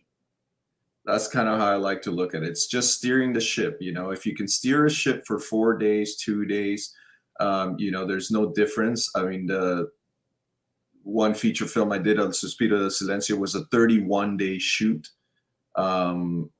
In a remote country in El Salvador. So definitely steering the ship for 31 days is very challenging. But again, it won't be different if you go back to your pre-production. So that's kind of where this all ties in. I think it's just a longer span of time. You're essentially doing the same thing. You're rolling cameras, actors are acting, people are moving, call times are being made. You have to steer the ship again. But the one thing that I would say between the shorts and features that I truly love is the dynamic of when things change. When there is a variable that happened, oh my God, we lost this actor because they're sick for a day, or the weather is not cooperating, so we have to go inside now and maybe we have to push those scenes outside. I really feel that the puzzle pieces between a short and a feature are that much bigger. They're not relatively that much different, but they're just much bigger. So instead of having a puzzle of 200 pieces, you have a puzzle of 20,000 pieces. And keeping that, going back to that boat in the ocean rocking, just keep the steering, keep the crew happy, as Kristyn mentioned, and just be open to change. That's the biggest thing that I always say. It's like we go into a game plan and half the shit, pardon my French, always changes, So I think that's the biggest thing in the lesson that I've learned from shorts to features. It's like, okay, I did a short. Oh, that was 2 days. Maybe 1 or 2 things changed. But, 31 days on a feature, things are always going to be changing, constantly changing. And I mean, 31 Days is the biggest and the longest feature I've produced. And there's a lot of moving parts all the time. So yeah, that's kind of where I'm at. Arnold. Sorry, could I get? My internet was a little wrong. I jumped in and out. So, can I get the question again? Yeah, this question was I'm so sorry, guys. How different is production while shooting a short from production while shooting a feature? Are there any surprises you learned about this transition? For the producer, well? You mean other than pain threshold? It's the name of the game, right? Yeah. So it's like, okay, how thick is your skin? Like, the thing is, like, I just caught the end of what Andy was saying, and it's really right. And I just caught a little piece of the beginning of Kristyn, what she was talking about, and like, I do find it's a little bit different, because like when you have a problem on a short, if you're shooting like between 2 and 4 days, you have a problem on day 1, it's going to have a trickle down effect sometimes on day 2 or day 3 or day 4. But if you have a problem on day 1 or 2, or like a serious challenge, it can have a trickle down effect on day 15, 16, 17. And so the thickness of the problems and the domino effect that can happen when you have something that is a real challenge actually happen.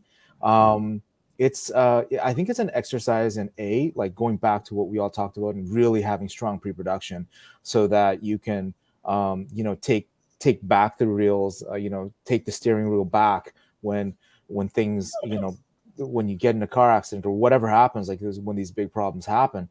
But also being, like Andy said, like being resilient to change. Like things will just happen, and unfortunately, some cast, sometimes in crew or whatever, don't get along, or someone has to move along, and they're no longer a part of the project for whatever reason. And I always look at those problems, and the way that I personally look at them is they're my fault. And so I try, as the producer, I try to take that as part of what I can improve on the next time. But for this particular project, really thinking about how we can address certain problems with having the minimum amount of impact on the days that are coming ahead. That's why problems later on in the shoot always make me feel a little bit better, because I know they're coming, but I like it. But earlier on, it's like, oh man, it's like when you tip that first domino and it starts going around, those big things that goes around, it's hard when you're here. It's hard to stop it when because you need to stop it over there. And so I think that is the big thing that I think about, and big difference. So just really being, like Andy said, really available and open to change, because the thickness of the problems that happen on features is just that much more dense. We were given the advice on Golden Delicious. I don't think we achieved it, but to set yourself up to have like a very successful first day, like structure the first day to be like easy, relatively easy in schedule, no massive production challenges. And like, if you can get into the location in advance and get some stuff set up in advance, because then it's like a win for the crew. It starts off on a good note, and like you feel good moving into the rest of the shoot. But again, I don't think we achieved that on my first feature, but it does make sense to like start off with. Like, I'll give you a small tip. Start with the hardest day. That way, when you're 15 days in, people are like, oh my God, the last day is the easiest. The craziest thing is, I just bounce a little bit outside. I love this. This is great. As a cinematographer, I'm always like, why are we shooting the end of the movie? The hardest thing last day, where we have like, we have 15 minutes to shoot 4 pages of the final scene. And I'm like, guys, why didn't we start with this? Just do pickups on the last day. To me, it's just like, if we are prepared, we can be prepared to do anything on day 1. Whether it's like the car stunt chase, whether it's the fighting sequence, whether it's the explosions, whatever the hardest thing is, because I find sometimes we do it backwards. We're like, let's ease into it. And then we're so tired. Then everybody's energy so drained after 3 weeks. And now we really have to think about the end of the movie, or that specific, really important scenes. So I do give people some tips. I'm like, try it backwards. Try prepare yourself to start with the hardest stuff. And then you kind of have a downhill, gradual ease into the end of production. And I learned that the hard way. I've been given both of these pieces of advice. So what I love about this is like how to manipulate a crew, like in the positive way, right? Like Absolutely. you want them to have a win, but is a win a day that they've accomplished? They can be like, great, we've accomplished it, we feel good, or is a day where it's like, wow, we got through that, and now we can meet any challenge. And I don't think there's a single answer to that. I think it's different for every type of project. Absolutely. Let's speak a little bit to. So, let's say you're coming off your first feature. I know, Andy, you've got a few under your belt now. Knowing what you know now, coming off your first one, what would you change about your process? Let's start with. Oh, I was going to start with Arnold, but we just asked him for a second there. Let's start with you, Andy. Knowing what I know now, what I would do differently. What I would do differently is make sure that my list of deliverables are all in place. Contracts, agreements, chain of title, CCL lists. I mean, where do I begin? I find that I made, they're not mistakes. I mean, I wanted to make my first feature. And we did it backwards, which was fine. You learn from, I don't call it mistakes, but yeah, I feel the most important that it is getting those deliverables and all those agreements and the chain of titles and all those contracts with actors, UBCP, whoever, in line, because if the end goal is to go to distribution, what we did is we did it backwards. And that's okay. We didn't know at the time. So when we were already with a sales agent, they're like, okay, we need your deliverables list. And now we were like, oh my goodness, we have to go back and get all this documentation. So I think the most important thing that I learned is get all the documentation in development and in pre-production.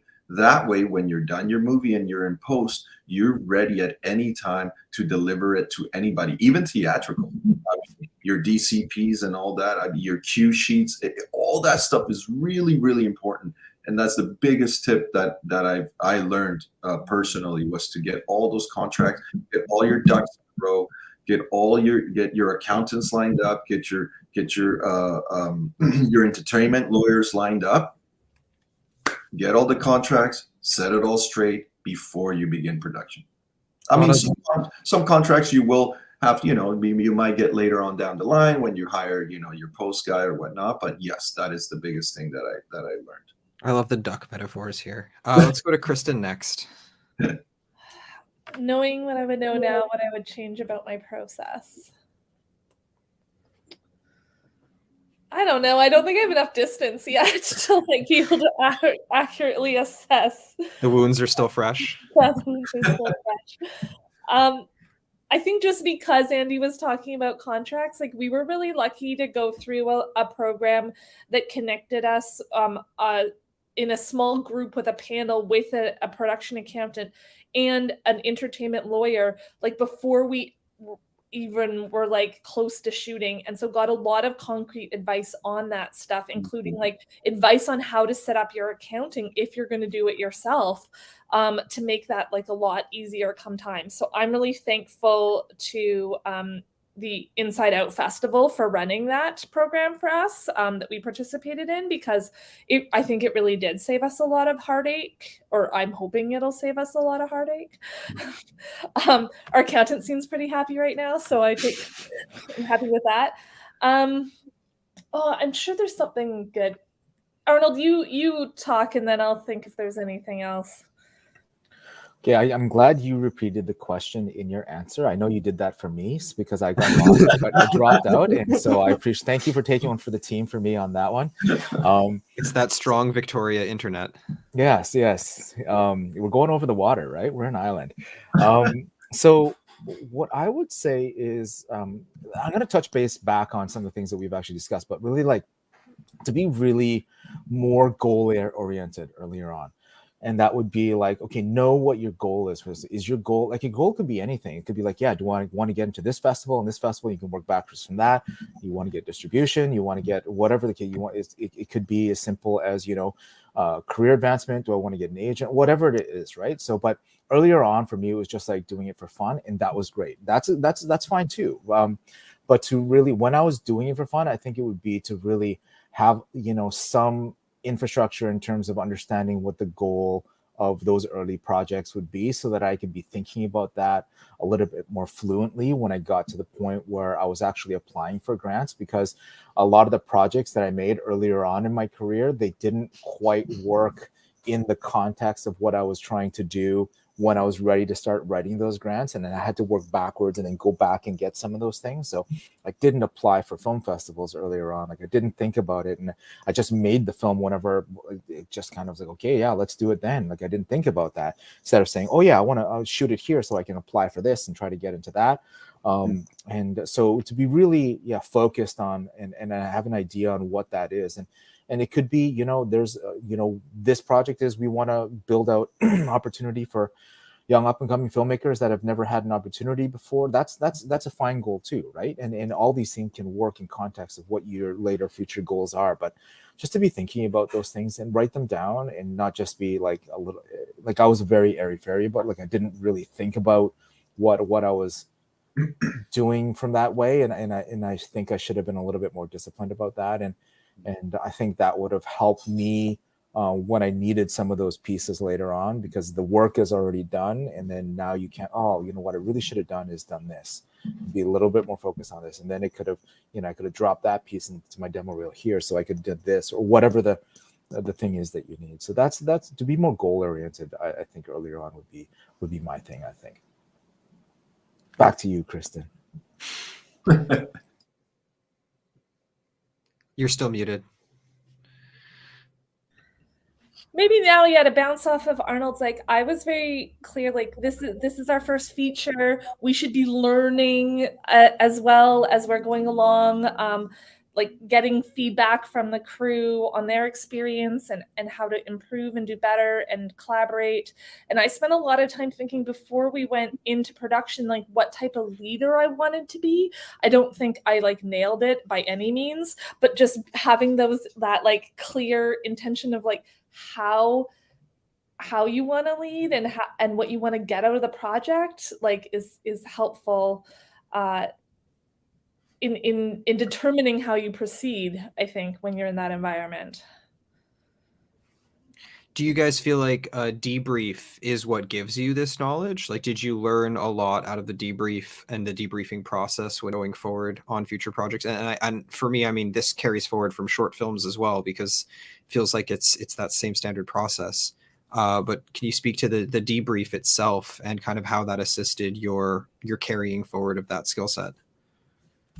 I think it's important to debrief with some of the team members that are close to the production. Also with yourself. I practice a lot of mindfulness. I practice meditation, which I think keeps me sane sometimes.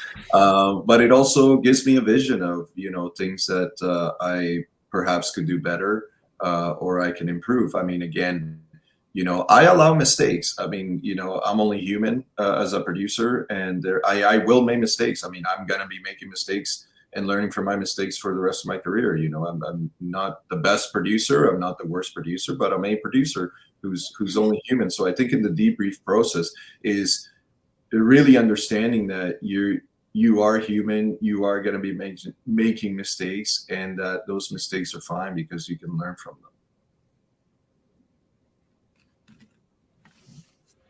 Okay, let's move on. We're going to talk about scheduling and organization a bit here now. Yeah, how much does scheduling and organization make a difference in the production process? And knowing what you know now, how would you have altered that process? Bonus points. Is there any difference between the scheduling and organization for shorts versus features? Let's open with Kristyn. You seem very excited.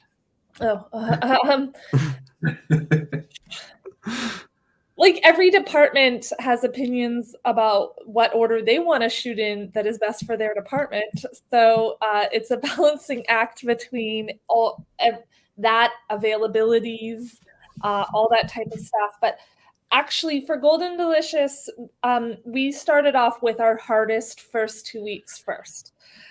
So we actually did do what Andy Thumbs up. I'm not gonna lie, at the end of the first week, I was like, oh my God, people are gonna quit because like no one's having fun and this has been quite challenging. And we had like a day that was outside and pouring rain on a low budget. And it was just like you could feel energies like kind of lagging, but then after that everything got a little bit easier and we ended off 2 weeks in one location, so no more moves. Oh, nice. No more big wrap outs. And the crew by the end of it was like, we're having the most fun, we're all new best friends. And it was like a really great note to end with like that kind of smoother place where there's more downtime for the crew to bond as well too, and like get to know each other and hang out. So I forget the question, but I definitely just said a bunch of stuff. So, I mean, yeah, you've answered it. You touched it, yeah. Yeah, you did a great job. I mean, because you've spoken a little bit towards the advice that you were given versus how things kind of came out with regards to the scheduling. So, when you're moving on to your next feature, do you feel like this process for scheduling worked best for you? Yeah, I definitely thought ending with the easier stuff felt great. It felt like ending, like everyone walked away feeling positive about the project. In terms of scheduling too, like we really took the advice from some of our other departments in terms of what would work best, like, you know, allowing them access to the schedule first to be able to offer insight and input, I think was helpful for us to make tweaks that made it easier, and also like made it clear that we value their experience in terms of like what will work. We had intimacy in our feature. We had a number of scenes with intimacy, and we always tried to do those like right off the bat, like first thing in the day. And that was on the advice of our intimacy coordinators, when the actors are like feel fresh and like feel like come to set and be able to get it out of the way and done first, so then they don't spend all day thinking about it. And so that was like helpful piece of advice too that I think worked well for us. Okay, that's a great point, because we don't talk about, you know, situations like using intimacy coordinators in that process as well. It's really nice to speak to that. Let's move on to Andy. How do you feel about scheduling? Oh, I love scheduling. Again, it's like a puzzle piece to me. I definitely try to, I think schedule comes down to budget, really relates to budget in terms of what you can schedule. I think for me, scheduling is really important to end each day with minimal actors. That's what I always try to get to. Each day, if it's just a two-hander, if it's an insert, or if it's like, you know, cutaway shots, or if it's just one actor, you know, that's kind of in the schedule process. Now, sometimes it doesn't work, but most of the times it does. Also in scheduling, I like to give room, as Kristyn mentioned, to other departments to kind of say, hey, you know, this will take me 2 hours. This is going to take me an hour. Oh, the wig that I got to put on for makeup, whatnot. So kind of really getting everybody's idea and playing off everybody. You know, I say, luckily, I'm also the cinematographer, so it really helps to know deeply the schedule as a cinematographer and how long it's roughly going to take me, and then I translate that into my producing and then scheduling with the first AD. But definitely allowing, you know, room for production design. I think production design is really important. If you don't give the production designer enough time to really work on the sets, you know, for me, lighting is created with production design. You know, I think it carries it plays a huge role. You know, to allowing the makeup artist, for example, if they need to do a cut or a wound, you know, like, okay, let's schedule that, you know, that pre-call for them. You know, and and then I go back to budgeting, because, you know, can we afford to have that pre-call, that hour pre-call for them? And what can we generate in terms of the budget to give them that pre-call? You know, also scheduling your overtime is really important to know, like, oh my God, you know, today we have like a restaurant scene with 30 extras and like 5 actors. So it's really important to schedule with the AD to know, okay, this day we might be going into overtime. So you talk to your production manager, or like myself, I do all my budgeting. I look at the budget and then I sort of look, okay, can we afford an hour of overtime or whatnot? So that's kind of how the way I play the scheduling and organization in production phase. And Arnold? Yeah, obviously all great points there by Andy and Kristyn, and it's something that I like to do, and this may be like a selfish kind of thing that is a holdover from being a director and producer sometimes, is like I like to include the director in talking about the schedule, and sometimes that can be a double-edged sword for sure. But as a director, I often like to have some of the more emotive scenes later on, so that this is just my personal feeling about it. Often like the conversations that I have with the actors is they like to know who their characters are and then build towards that crescendo that happens whenever that happens, and give them time. It doesn't necessarily have to be at the end of the shoot, but at a point when they've had some room with the character and in the locations and the clothes and the costumes and all that. But I use a program actually called Trello, and it's for scheduling other business stuff, but I use that to help schedule, and it just helps me kind of mentally kind of think about all those the balancing act that scheduling always is. And again, it comes down to what Andy and Kristyn mentioned, and also just like really thinking about what's best for the project and what we can do. What I usually think about is like, because one of the big limiting factors for me personally on the sets that I'm often working on is location, because that's often the area that we don't have a lot of money for. And it's like, okay, you have this location for this day and this thing, and just like those puzzle pieces drop first and then build everything else around that, and just trying to use the hard pieces that money can't control, because money, just like Andy said, is just like such a huge part of it. Like whether we want to accept that or not, like at the budgets that I'm often working at, which is 250 and under for features, and between 20 and 60 for shorts, that's kind of where we live. And especially in places where we don't have some maybe the experience to kind of get through, we always have to build extra days, I find. And this, I don't think of this necessarily as a negative. It's like our shorts, like the last short, we ended up having to do 5.5 days, and that's a lot for a short. But because we have different abilities and different experience levels, I see that as value, and I see that as an investment in the team, and investment in the people that are here, and an opportunity for all of us to grow together. And I learn from those days as well. So scheduling is like a fine balancing act between people and logistics, and I just try to find that middle ground between what's going to make obviously all the department heads and actors and crew feel good about what they're doing, and the money that we have involved, and being in check with what we have, and taking stock of the money that we have and the things that we don't have, and also kind of balancing it with what I think is one of the most important aspects of producing, and that's morale. I really think it's something that I don't think we talk about enough. And I know that we are, like privately when we're doing producer like chats or talking with the core team members, like thing that I think about a lot is like, okay, how is this gonna affect morale? How are people gonna feel at the end of the day? Because when you can't pay people with money, kindness is a commodity, and that's the thing that you really have, and that's the thing that you can spend, and you have to give that to the cast and the crew, and you have to give it to yourself too. You have to give it to yourself, because there's only so much, especially when you're working on a feature. Day 15, day 16, you're sleeping 2 hours a day. It's like you're in grind mode, right? So it's a fine balancing act, and morale is one of the key things that I think about. I could talk about scheduling endlessly. Yes, Kristyn. Go ahead, Kristyn. I like this is related to scheduling, why I bring it up. The number one thing people told us about a first feature is like plan and budget for pickups.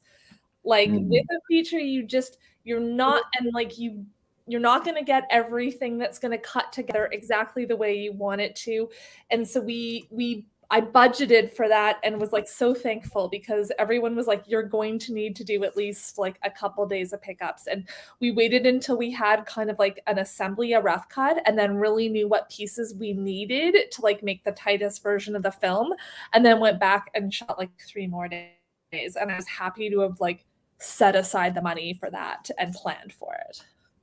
Absolutely great advice. Andy, you wanted to speak to something? Yeah, I just wanted to give a great example actually coming up, which just happened to us last week or the week before in terms of scheduling and budgeting, which Arnold and Kristyn both touched on is, so for example, we have some pretty heavy stunt days. So we wanted to do it over a course of 2 days for a stunt team and for our actors as well. But then because we have some weapons, you know, our location manager said, hey, we need the police on set. So now the police is going to cost you extra amounts. So the schedule now, we had to condense it to all the stunts in 1 day because we didn't really factor that we needed the cops to be there, and the cops are very expensive to have on set. So, you know, that's kind of the organic thing that happens in the scheduling and the budgeting, that, you know, sometimes you're going to want something, but some sort of other force is not really going to allow it. So just to be open to the fact that like, oh, those 2 days that you were going to do stunts, now you can only do 1 day because the budget, now you have to get us extra people. So just kind of giving the audience an example of what we were kind of talking about that's coming up. So. And anytime you're like need to use a business, that is often like that you can get it on like their slowest day and only that day. So. Yeah. Speaking of stories, how do you manage unforeseen challenges? And do you have any even funny stories about situations that came up with regards to this? Let's open with Andy. I got a good one. I think you know it, Abby. I probably do. Our first feature film. Oh, okay. I know the story. I've told the story this week. Yeah. Our first feature film, my lovely producing partner and director, I think it was like day 2 or 3. Our AD says, okay, everybody, safety meeting. And we were shooting remotely at a lodge. It's winter time. And he decides to come down these stairs and he breaks his ankle. We're in like day 3 of 15. And now our director, my wonderful producing partner, has broken his ankle.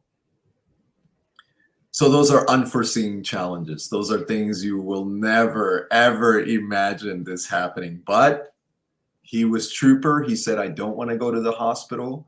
I'm going to stick it out. So we the challenges were that because a lot of the movie takes place in the woods and he couldn't really hobble into the woods, we would have a signal with a walkie and he would have an image. And we would pretty much just walkie it, and he would say, okay, Andy, I need you to do this, this, and this. Let's capture this scene. And then he would look at the monitor.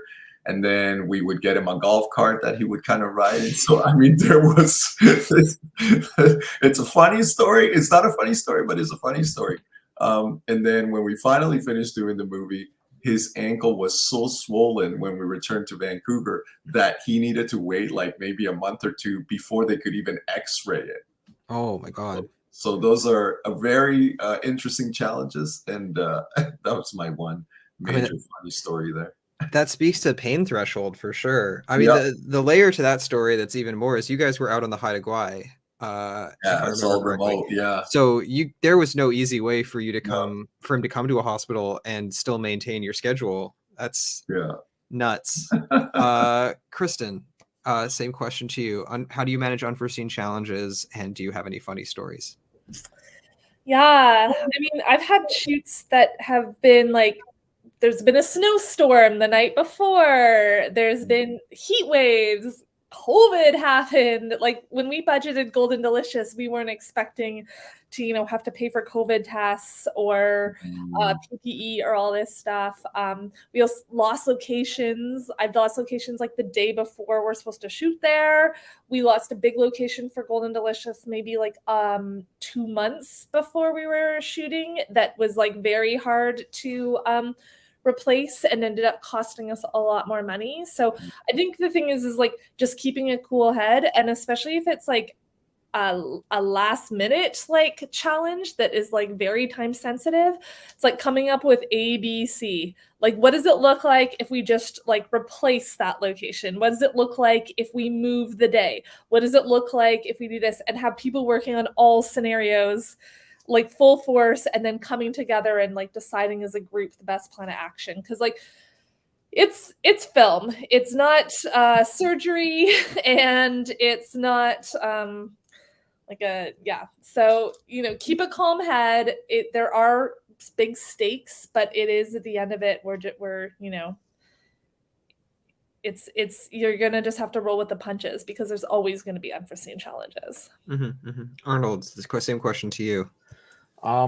Yeah, I mean, there's this, it happened on my last short, actually. We shot it in November, and so we have one day. So again, we talked about, we had to bring in people from Vancouver. So we had, I think, 9 or 10 people over from Vancouver. We had the hotels in Victoria, and then this one day we were shooting in Duncan, which is about an hour off island. And so we drive up that morning, and it's like 6 or 7 in the morning, and we're driving, and the rain is absolutely pounding, and we're going through huge puddles. And I'm like, okay, we got to get through this day. Like, we've got to make this happen. We could do it in a safe way. Yes, this is gonna, you have those positive thoughts. And then we arrive on our first location. We get through our first location. As we're getting to our second location, I hear on the radio that the highway back to Victoria had been closed. When you're a micro budget short film, and you brought in 9 or 10 people from Vancouver, and you paid for their housing in Victoria, and all the Victoria crew don't have housing where you're living, and you're over there, it's like you're starting to do the math in your head. I was directing that, and you're starting to do the math in your head, and it's like the math doesn't work at the best of times, let alone these times. So you're just trying to get through the day. So we're going, and then we're like, go to the next location, and the flooding is getting so bad now on Vancouver Island that the roads are closed, so we can't get to our next location. So we're waiting. Our day is getting away from us, and then it's like, okay, we get a call. Okay, if you go this way and this way and this way, this big circuitous route, you'll be able to get the set. So I go there, and then I get stopped, and the second wave to get in, I realized had been stopped because there was a mudslide. So it was me, the director, and the DP in the car trying to get to set, and there's a mudslide, and it's 10 feet high. And because of this storm that had come through, our first route was we couldn't get through. We're behind. We go to our second location, and there's a mudslide there. And then, okay, so I walk out to the person, like the hydro attendant or whoever it was, and he was like, okay, yeah, I told him where I needed to go, and obviously we couldn't go because the mudslide was 10 feet high. Luckily, we weren't driving through when the mudslide happened. He goes, okay, if you go through the third route or whatever, you go this thing, then you'll be able to get the set. So I'm like, okay. So we're driving by all these roads, and the water is so high on some of these places because the roads are up and down, like they're all kind of in different levels, that I'm wondering, like, oh my God, like this is gone, and we don't have money for extra days. Like, we don't have any of this stuff, right? So we were finally able to make it to set. So, and then I get a call on the radio. Okay, our actors can't make it to set. So I had 3 actors in the scene. The main actor was with us, luckily. Then the 3 actors, like one had a speaking role, another was an actor, and another one was a background actor. And so I'm like, okay, what are we going to do? How are we going to like change this scene? You're thinking as a producer and a director, like, this is the final scene of the film that we're shooting. And it's like, it's supposed to be this very important emotive scene. And then all the people that were involved that we had cast ready couldn't make it to set. We get the call, like, so the person who had the speaking role was stuck in Nanaimo, couldn't make it to Duncan. They kept trying, amazing people kept trying, couldn't make it. It was a safety issue. They can't come. The roads are closed. The second actor, who was an actor, but had not maybe had experience, like a lot of experience on set, calls us. He can't make it either. So now we're down to a scene that had 4 actors is now down to 2 actors. The third person in the act that was cast as background didn't have any acting experience on set before, nothing. So luckily we had an on-set acting coach. So I go to her, her name was Stephanie Halber, and I said, okay, can you work on the scene with this person and try, because it's a kid and it's the only person we have on set. Like, I can't jump in to be this role. Like, we need a 10-year-old kid and like, send me some tapes while we're trying to get to set. We're going this crazy route to get to set. So she works with him, and then we get to set, and then we do it together just for the first time. So on the fly, couldn't get to location, changing locations. Our actors dropped out, couldn't make it to set, and we can't reschedule. So background actor gets pushed up to acting role, speaking role, and did a great job. Like, just like, I was like, and then so there's a big trickle down effect of that, because now this person is on the scenes that are happening afterwards. Now we have to use this actor. Now this actor is fired, not fired, but it's just like, I felt terrible because this kid was so looking forward to this part. And we essentially had no choice but to let this person go, because at that point you're tied in. You have to use the person because this is the only day that we're going to be there. We're already behind. There's no chance we're going to get back. And then, so at this point, we're thinking, okay, we have no choice. We have to shift things around. Luckily, this person, Colin, worked out. It was amazing. I don't know how it happened, but it happened. And then now we have to think about what we're going to do, because we can't get back home. And we don't know when we can get back home. We're scheduled to shoot the next day. So I was like, okay, what are we going to do? We have no idea what's going to happen. We don't have any idea if the roads are going to open again. We're all stuck. So one of the producers, with two producers, Lynn Lee, and so he had booked a community hall there. So that was the only place that we had for the night. So we called them and said, okay, can we have this place overnight instead of just having it till midnight?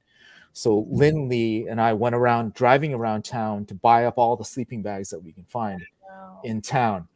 And then we buy it all. My car is now full. Like, literally, I'm driving like this. Sleeping bags are like everywhere in my car. It's like completely packed with sleeping bags.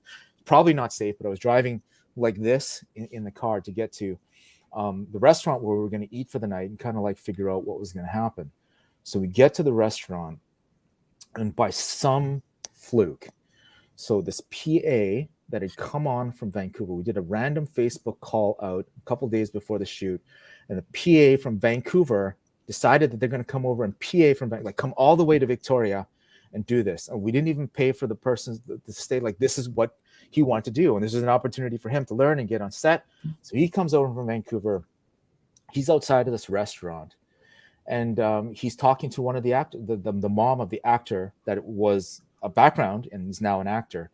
And then he says the words, just like talking out loud, says the words Camp Quanos. And then while he says those words, another person walking by, this person we don't know, is not even from Victoria, is from a different area than Duncan, where we're stuck right now. And then he hears this person from Vancouver say Camp Quanos. And then he goes, yeah, I know Camp Quanos. I work at Camp Quanos. And so they're like, oh, and then Jonah, who's the PA that came over from Vancouver by fluke, who happened to have stayed at Camp Quanos one time as a child. It's a Christian camp. Goes, yeah, I remember just staying there. And he goes, yeah, I work at Camp Quanos. And he goes, so they strike up this conversation, and they say that Camp Quanos is open so that we can actually sleep. There's space to sleep there, so we don't have to sleep on a community floor. And so I don't know what the chances are of something like this actually happening. This guy from Vancouver comes over to PA, stands outside, and just happens to be talking to someone else. Someone else walks by, hear him, and it happens to be the person that works there. It's not even from there, and goes, yeah, Camp Quanos, why don't you guys come stay with us? And it's a literal force majeure. Like, how does this but it happened. I have no idea how it happened, but it happened. So they're so kind. They take us over. Lynn and the producers are working on the logistics of that.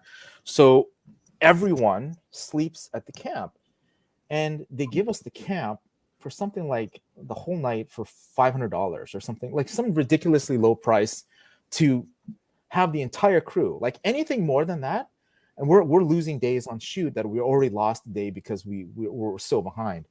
And so we end up staying there, and then the next day we don't even know if the roads are going to be open. So we've gotten through all this to get to the point where we don't even know if we can get back to the place to shoot. So we have to call and let the place that we're going to shoot the next day know we can't come because the roads aren't open. They understood, but there's other place that we're supposed to shoot the next day. We kind of loaded it up as a backup, because now we know that we can't do a company move or any moves in between these two locations. And now this location that we're going to go on the day after that is going to be the day for the rest of our shoot. That's where we're going to shoot. We're just going to have to make it work. We don't know what the locations are. We don't know everything. We don't have the scene set out there and none of that. So long story short, we wait on the highway for an hour and a half because we have no choice. We go and head back, and they open the roads up for us. We don't even know that they're going to open up the roads for us, but we wait there and they open up the roads. We're able to get back. We're able to shoot that day. We had to lose locations and redistribute the entire shoot from 2 different locations into one area that we hadn't even scouted for those scenes, and just make it work. And somehow we finished the film. I know that's a long story. That was a long story, but That's great. I still don't know how it happened, but somehow the film happened, and we had to change a bunch of stuff. But and I was literally crying myself to sleep. I had no idea what was going on. We had no toothpaste. We had to go and buy toothpaste and toothbrushes for it was just we had to find socks, dry socks, and give dry socks, because we don't even we have a change of clothes. We have nothing. So somehow it worked out, and thanks to the film gods or whoever who saved us that day, because we would have no money otherwise. And so in terms of last minute changes, this and that, it was the craziest thing on a short film. And I'm not ready to laugh about it yet, so it's not a funny story yet. It's still fresh. But really thankful to the cast and crew, who are amazing and so patient, and where that value system comes in place. They put the project first. They put everyone else's comfort before themselves first. And that's the only reason we have a film. I want you to name this film right now. Tell us what it is so we can look out for it. This is I'm a little shy about saying the name. It's called My Name is Arnold, and so it's loosely based on some of the things that I went through as a child growing up as the only Asian kid in a school in a small rural community in British Columbia. Everyone look out for this film. The universe wanted this film to be made. Yeah, exactly. I think we could fill an entire 3-hour talk on just silly stories from set, but we're going to move on to exhibition and distribution, if that's all right. As we enter our final stretch here, we're skipping over post-production. I know that we could talk about post-production till the end, but I think that a more important phase for producers to talk about here is the exhibition distribution phase, the phase that nobody teaches you, and we all have to stumble through ourselves.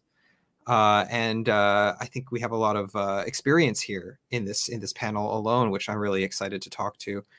So let's talk the first big thing. What is your festival strategy, and how does it differ from when you're preparing a short for festivals, from when you're preparing a feature for festivals?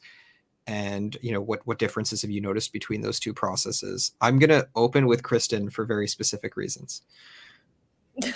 Yeah, I'm lucky because I came from a festival background before I ever started producing, so I kind of have the insider view. But unfortunately, when people ask me what a festival strategy is, I have to say that there isn't one exactly. You can obviously do your research and see what types of films festivals program. Typically, you can target festivals that are more in line with your content. Specifically, Golden Delicious, it is a Asian and a queer story. So we are going to be, and that's audiences we want to reach. We made this movie in part for them. So, we're going to definitely target those festivals that have those types of audiences. But just trying to create something to fit in a box generally doesn't work. It has to be an authentic, genuine story. That's what audiences are relating to, and that's what programmers are going to relate to. And it's so subjective. Coming from the background, I wish that people knew that about festivals. I saw so many films I truly, truly loved, that I think about to this day that didn't get programmed for one reason or another.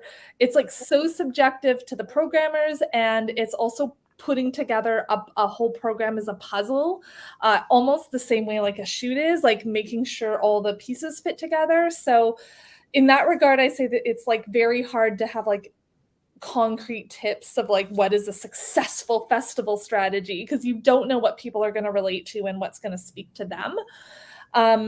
But in terms of the difference between shorts and features, I can't really speak to that quite yet because I'm just starting to look at festivals for features. But I will say that it helps, like, obviously, to be prepared, like have your materials ready when you're submitting too. As a programmer, like if you're into a film, I'm then going looking for more information about it. I want to know a little bit about the director. I want to know like a little bit about the film, where it's played before, like the images, those types of things. Like having that stuff ready is helpful.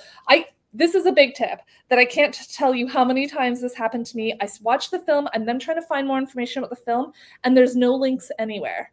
No links to a Facebook page or a website or how to get in contact with anyone. And I'm Googling and I still can't figure out how to keep in contact with anyone. Like, if create a footprint for your film so that if like people want to reach out and talk to you about it, like they can find you easy enough. It should be, you make it easy on them so that they can like then get a hold of you. It's a fantastic piece of advice. Let's go to Arnold for this question. Yeah, I mean, really, I love, that was a great quote, actually. Create a footprint for your film. There's a lot of learning. Like, I'm learning a lot from Andy and Kristyn and Avi here too. So yeah, so for me, like, those are a lot of the things that I think about, actually. Like, so going back to knowing what your goal is, if your goal is the festival strategy or going to festivals, I really use that as a way to work backwards from the date of that festival, to think about the assets that we're going to be building, not only to produce the film, but also to produce the EPK and all the promotional materials around it. So I always think about, I'm thinking about, like, my background is photo and video journalism, so I'm a photographer as well. So I like doing on-set photography. So I do that for, friends in different productions. I love doing it. So just something that I do. But so I always find a budget to have someone do some behind the scenes footage and, stills and footage whenever possible, even if it's just for 1 or 2 days or like come with the peak days, and also shoot a poster and have some of those things ready. So when we're ready to promote the film, it's not just the festivals. It's so like when you want to get media stories, like I work for the media, so I know what assets we need in order to ensure that we have the highest possibility of turning around a story in a short amount of time. So like we have a really, as a journalist, I know like how busy it is. Like we're so busy every single day.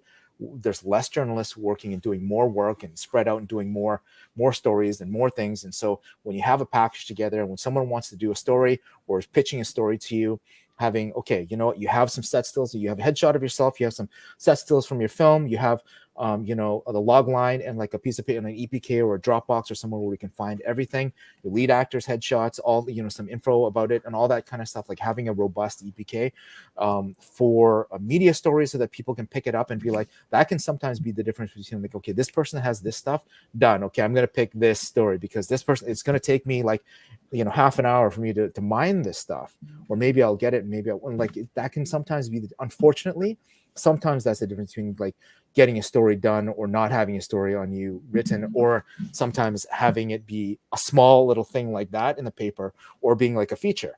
Like that can sometimes be the difference between that, because if you have good art and having good art also, I'll say this as a tip around getting media coverage around your work, is like one of the key things that people look at. So regardless of how good or bad your film is, like we just look at the assets that are involved there. Like, so when I had all the Madonna doing the circuit, I was fortunate to have some key pieces of art that I really focused in on getting to make sure not just on set but also with the stills. And then we had those pieces and we used those pieces whenever we pitch to stories or film festivals or whatever.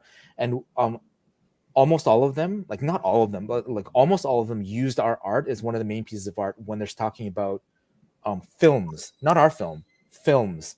And every time that you have that opportunity, anytime you can get FaceTime with someone, anytime that you can have, strong piece of art there, be, anchor, like there's a story. These are the films that you should watch. Like even if you're one of 20 people or 20 films, our film stills were used like a lot of the time. And those are things that I think about, being a very visual person. Sometimes we don't think about those in terms of promotion, and I understand why, because a lot of us are not really even self-promoters. Like, I get it, but having those key assets, I think, is really helpful. And I know I diverged a little bit from distribution and all that stuff, but having these key assets and having a strong poster and having, you know, these key pieces, like sometimes, like I try to build time on set to shoot the poster. It doesn't always work, but I have time, like, because that's when everyone is there. And that's when, if you can have, like, okay, let's take 15 minutes, have a really strong idea of what your poster is, have the director have it, because often it's like, yeah, maybe we'll do this. No, just have like your idea and have your 15 minutes to shoot it. I like to shoot my own posters, but if you're not a photographer, have someone else shoot it or whatever the case may be. And then just like find time for it. Because that's when the, you know, production design, that's when everything is there.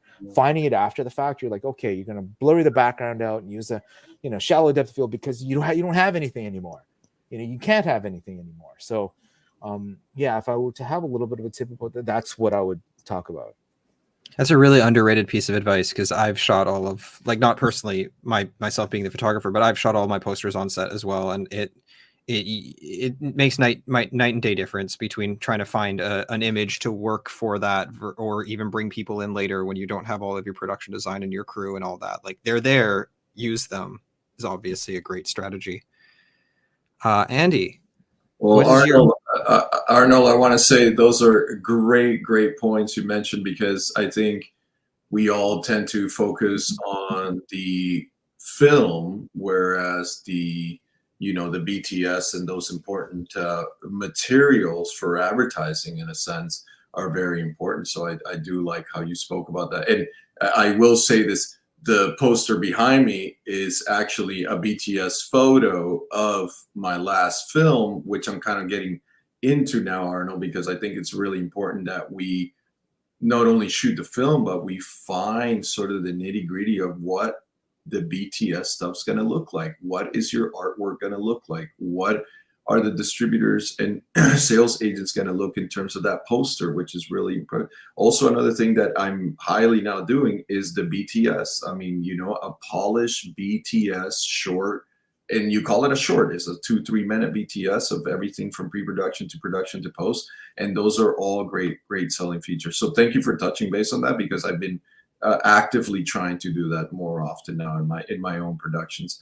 And kind of coming back to, you know, what the festival strategy is. As Caitlin said, it's pretty tough to know what strategy. I mean, if there's one sole strategy, I mean, somebody please share it with me, but I don't think there is personally. I do say with short films, because you don't have much funding, I tend, you know, back in the day when I was doing more shorts, I tended to just go to like a film freeway and look at all the free festivals that I could go into. I know some people say, oh, quality over quantity, but I think for me personally, a short film should be quantity over, sorry, did I say that backwards? You did. Quality over quantity, but I think if you're trying to get your name out there, I think quantity is important, because, you know, you make your first short film. I'm not going to say like, oh, look, your first short film probably won't be the best thing you've done ever. And it probably not going to get, and I don't want to be negative here, I'm just speaking the reality, that it may not get into the pristine film festivals, South by Southwest and Berlin and Cannes and TIFF and, you know, all these, you know, festivals that we would love to be in. So I think in my own personal career, having to put my festival in a lot of free film festivals actually gave me more advertising than trying to target some of these bigger festivals that I knew that some of these filmmakers that are making shorts, they've been in Hollywood, you know, they're big actors, they're big producers, they're big directors who are getting their short films into these big festivals. So I think in terms of the festival strategy for shorts, it is really important that, you know, yes, find the quality, but I think just more for advertising and getting your name out there is really important to just hit as many festivals in many regions, not only North America. I mean, you know, you can go to China, you can go to South America is a big market. Europe has a big market, you know, the MENA region now, actually. Africa has a big market. So that we got to kind of look outside worldly. I would say for the feature films, you do maybe want to position yourself a little bit more in terms of the festival run, because that's a little bit more important. For me, now I'm trying to position myself with festivals that have buyers and sellers and distributors, because it's pretty important. Now I don't get into all those festivals, but that's okay. You're still trying. And another thing I would say though is something that I learned the hard way in the first feature film. We never budgeted for festival costs, and we were like, "Holy, this is costing us a lot of money." So definitely, people out there watching this, budget for your shorts, maybe not, but for your feature films, definitely budget at least $1,500 so you're not in the hole. Because I mean, $100 here, $50 there, $200 there, $400 there, $300. It adds up for some of these festivals. So yeah, it's kind of touching base on both features and shorts there.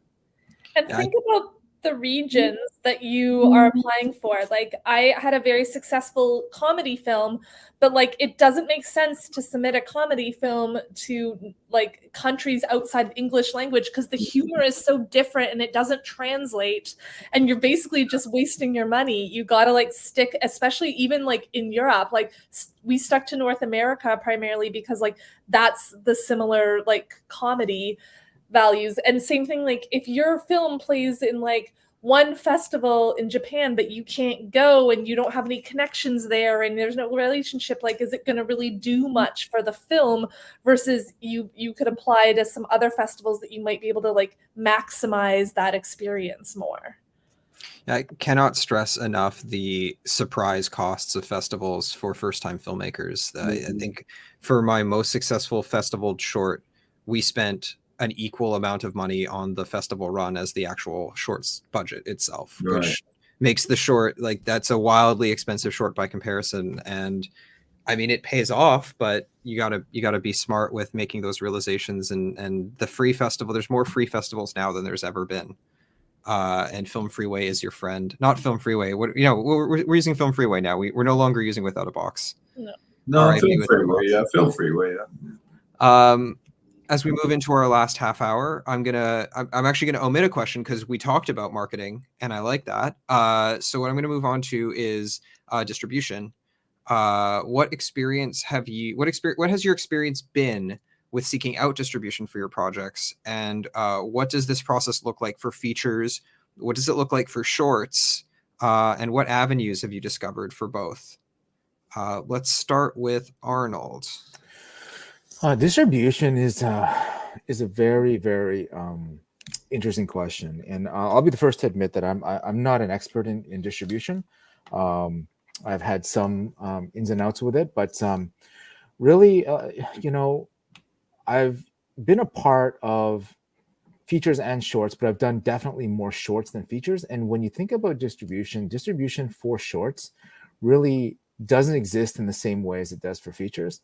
So on the feature side of things, I think it's something that, to go back to a previous question about what I would be thinking about earlier, and what would I do a little bit different, it would be thinking about distribution, even though it's one of the last things that happens on the schedule.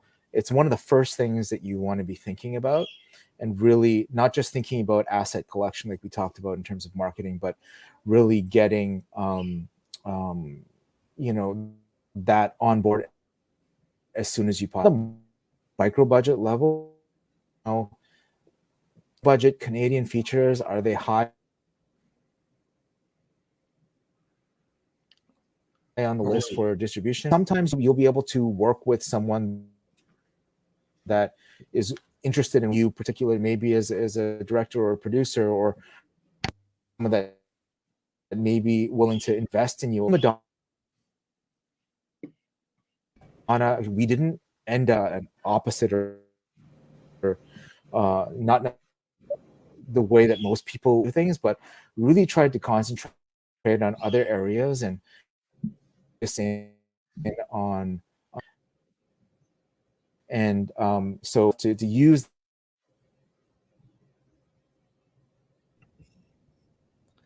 I feel really bad the that assets we're and losing use Arnold there.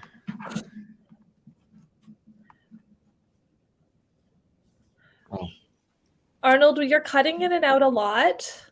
Let's let's come back to you, Arnold, because we missed like 80% of that, Okay. and I don't want you to keep going and us miss the rest. So let's move on to Andy. Andy, can you speak to distribution?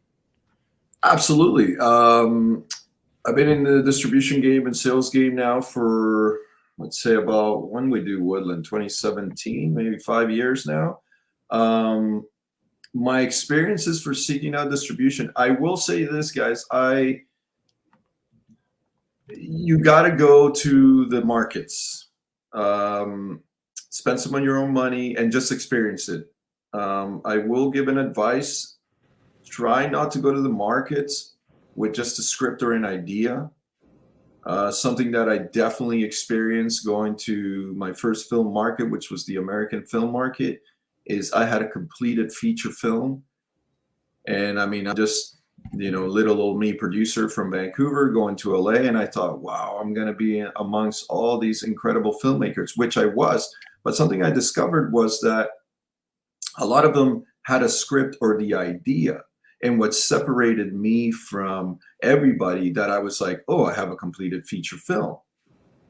And so that kind of helps you already get into the line, because a lot of distributors and sales agents, when you're walking into the rooms, they don't want to hear about an idea. They got millions of ideas. They don't want to read a script. They got millions of scripts. But if you walk in there and you say, here's my completed film, here's an actor of mine, I'm going to step away a little bit into more the advertising of the actors, because that's really important for sales and distribution. Here's my actor. He's got 1 million followers on Instagram.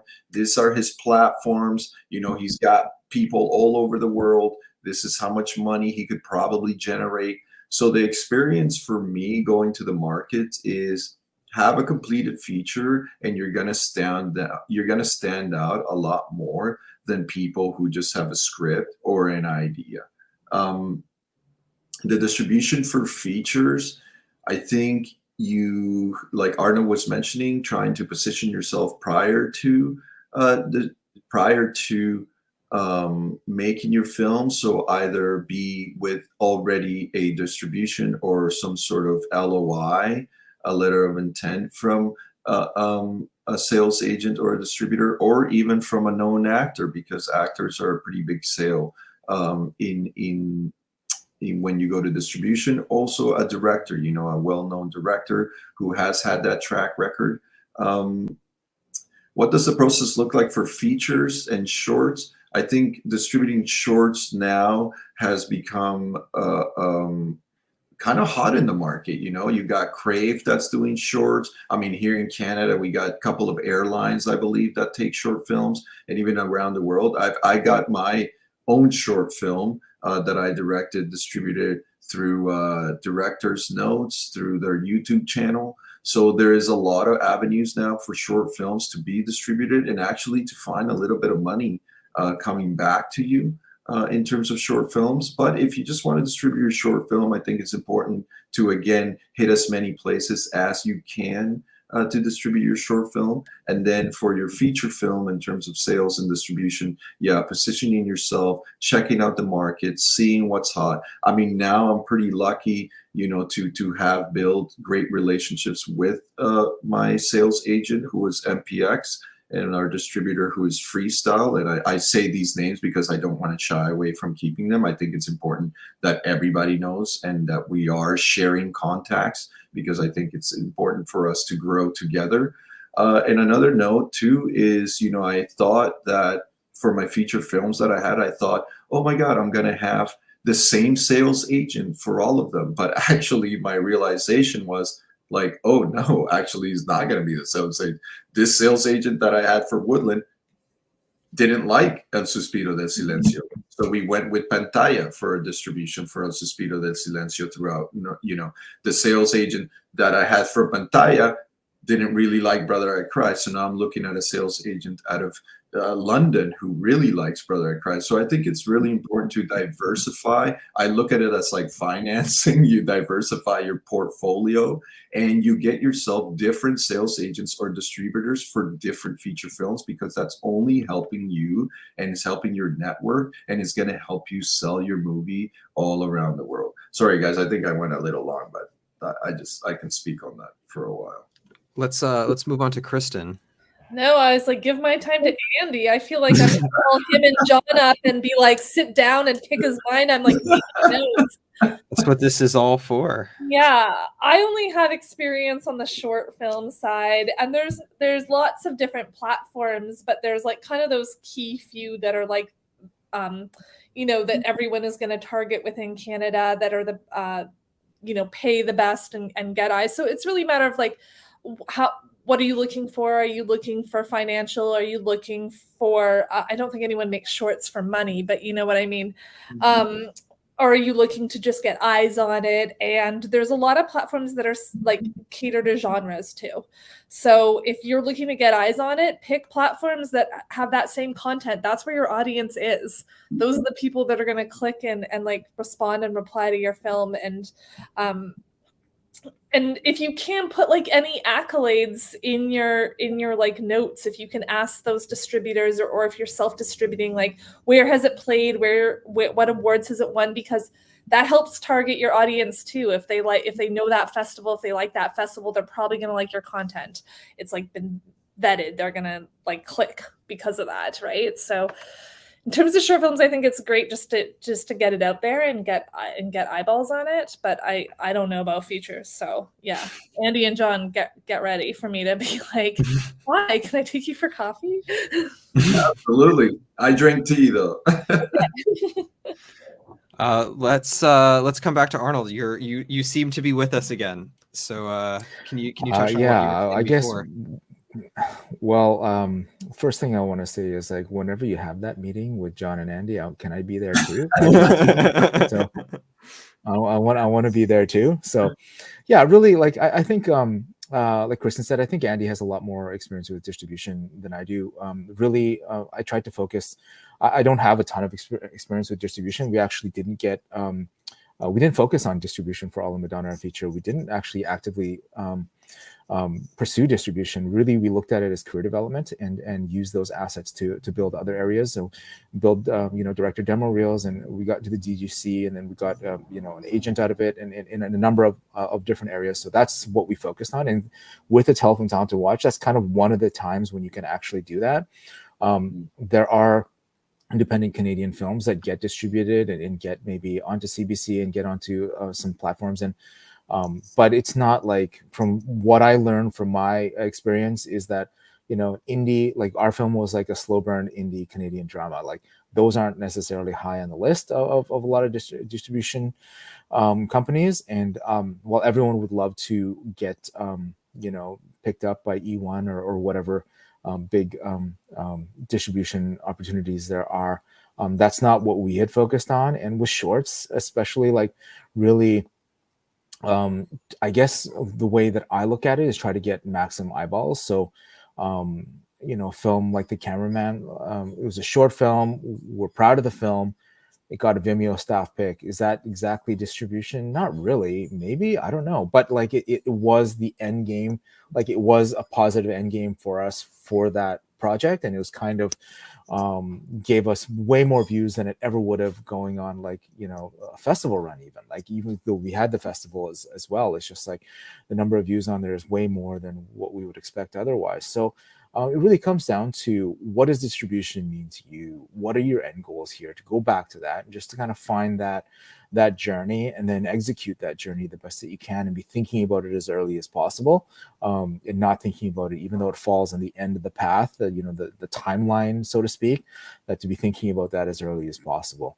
But again, like those are just kind of broad ideas and tips. Like really for me, it's like get into join us on that tea with Andy and John. That's try to do. We'll all be there. I will touch base on something Arnold said that's pretty important too. It's like, not every feature film that you're doing is going to be for distribution. It might be for building that platform, your own demo reel, and just to showcase, this is another important thing, to showcase to private investors that you have done a feature film. I think that's like even the better after distribution is to be like, hey, here it is.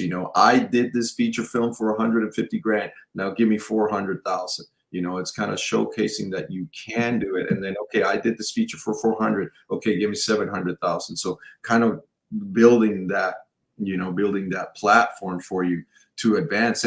But I will touch this, Arnold, as well, that I think it's important to know, because Brother I Cry, a lovely Indigenous drama, and God bless, I love Jessie Anthony. I cannot mention, just speak so highly of her and her filmmaking. And, I love this woman to death, and she's my production partner. But, we had this discussion, a couple of months ago, and she was getting very frustrated that the film is not getting picked up, And I keep having to remind her that, Jessie, you did this film because it's community, because it matters to you, because these stories need to be told, and you're building your directing career. So it's kind of going back to never forgetting why you're here and why you're doing it, but also remembering that there is that goal, how Arnold mentioned. And so I said to her, she was like, let's just put it on YouTube. Let's just put it. I said, hold on. I think we could get something. And we searched high and wide. And then again, this is the distributor, luckily, from a friend of mine who I know down in El Salvador, who had the distributor out of London. And it's been a bunch of years now for Brother I Cry. And we thought, let's just put it out on the platform. And we sent it out to him. And this sales agent came back and said, this is a wonderful film. I think I can position it. And it's a slow burner as well, Arnold. So I do say, there is platforms out there. There is going to be somebody that's going to love that film. And there will be places. It's just kind of a little bit not as encouraging when, years go by and your feature's not really being seen. But I will say this, never give up in terms of looking, because there is an area out there for your film. And there is a platform for everybody's film, regardless on how good or bad it is. And don't worry about getting eyes on a film. It'll end up on the torrent sites eventually, especially if you get distribution. I have found so many of our friends' films on there. It's not even funny at this point. I like to send them little screenshots. I'm gonna ask the last question because we're getting right down to the wire on our time here. I asked this to you guys as Canadian producers.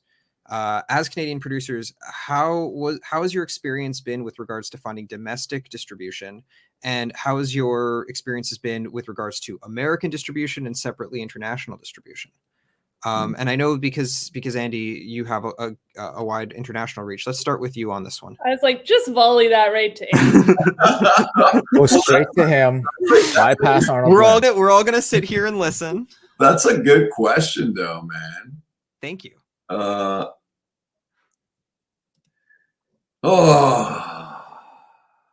will put this disclaimer. I love everybody here in Canada. I'm not Canadian myself, but I do think that, I don't know, us Canadian filmmakers, we gotta get some cojones. This is why I asked the question. We gotta,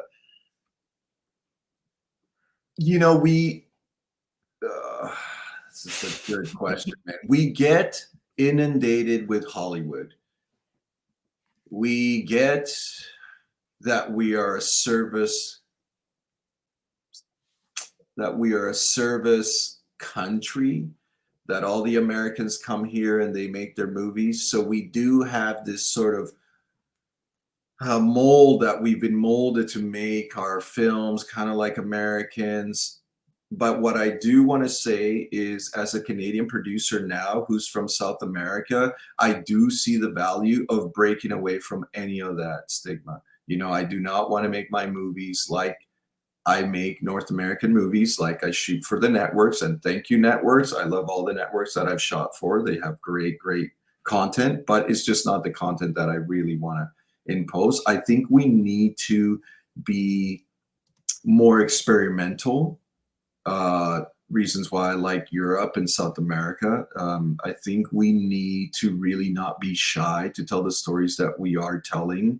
I feel like over the last 2 years with my own Black Lives Matter shorts, and Abby, I think you and I spoke about this, is that we shouldn't be afraid to just put the content out there. I mean, there's great filmmakers out there, guys, that don't care about who's going to think what about their content.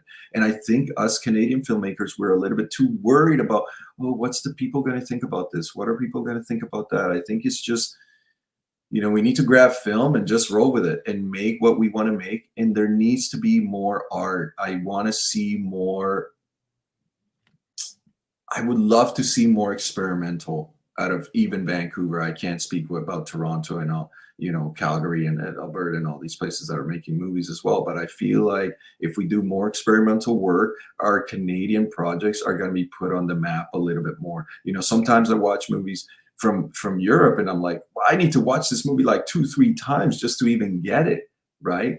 So we are molded to a little bit more of a cookie cutting sort of North American style, because we do, there's a lot of network here, and they the CWs and all of those, they have their mold, which we should try and break. And also with the foreign territories, a big reason why I've now started producing movies out of Central and South America, because I feel like more people there are willing to experiment. And, El Suspiro del Silencio, I mean, we have scenes in there that are almost like 3 minutes long, and they don't even, our opening sequence, people are like, what am I watching? I haven't heard somebody speak in like 10 minutes of the beginning of the film. And I'm like, well, that's the film. That's like filmmaking. That's what we should be doing. We're so used to here to cut, talk.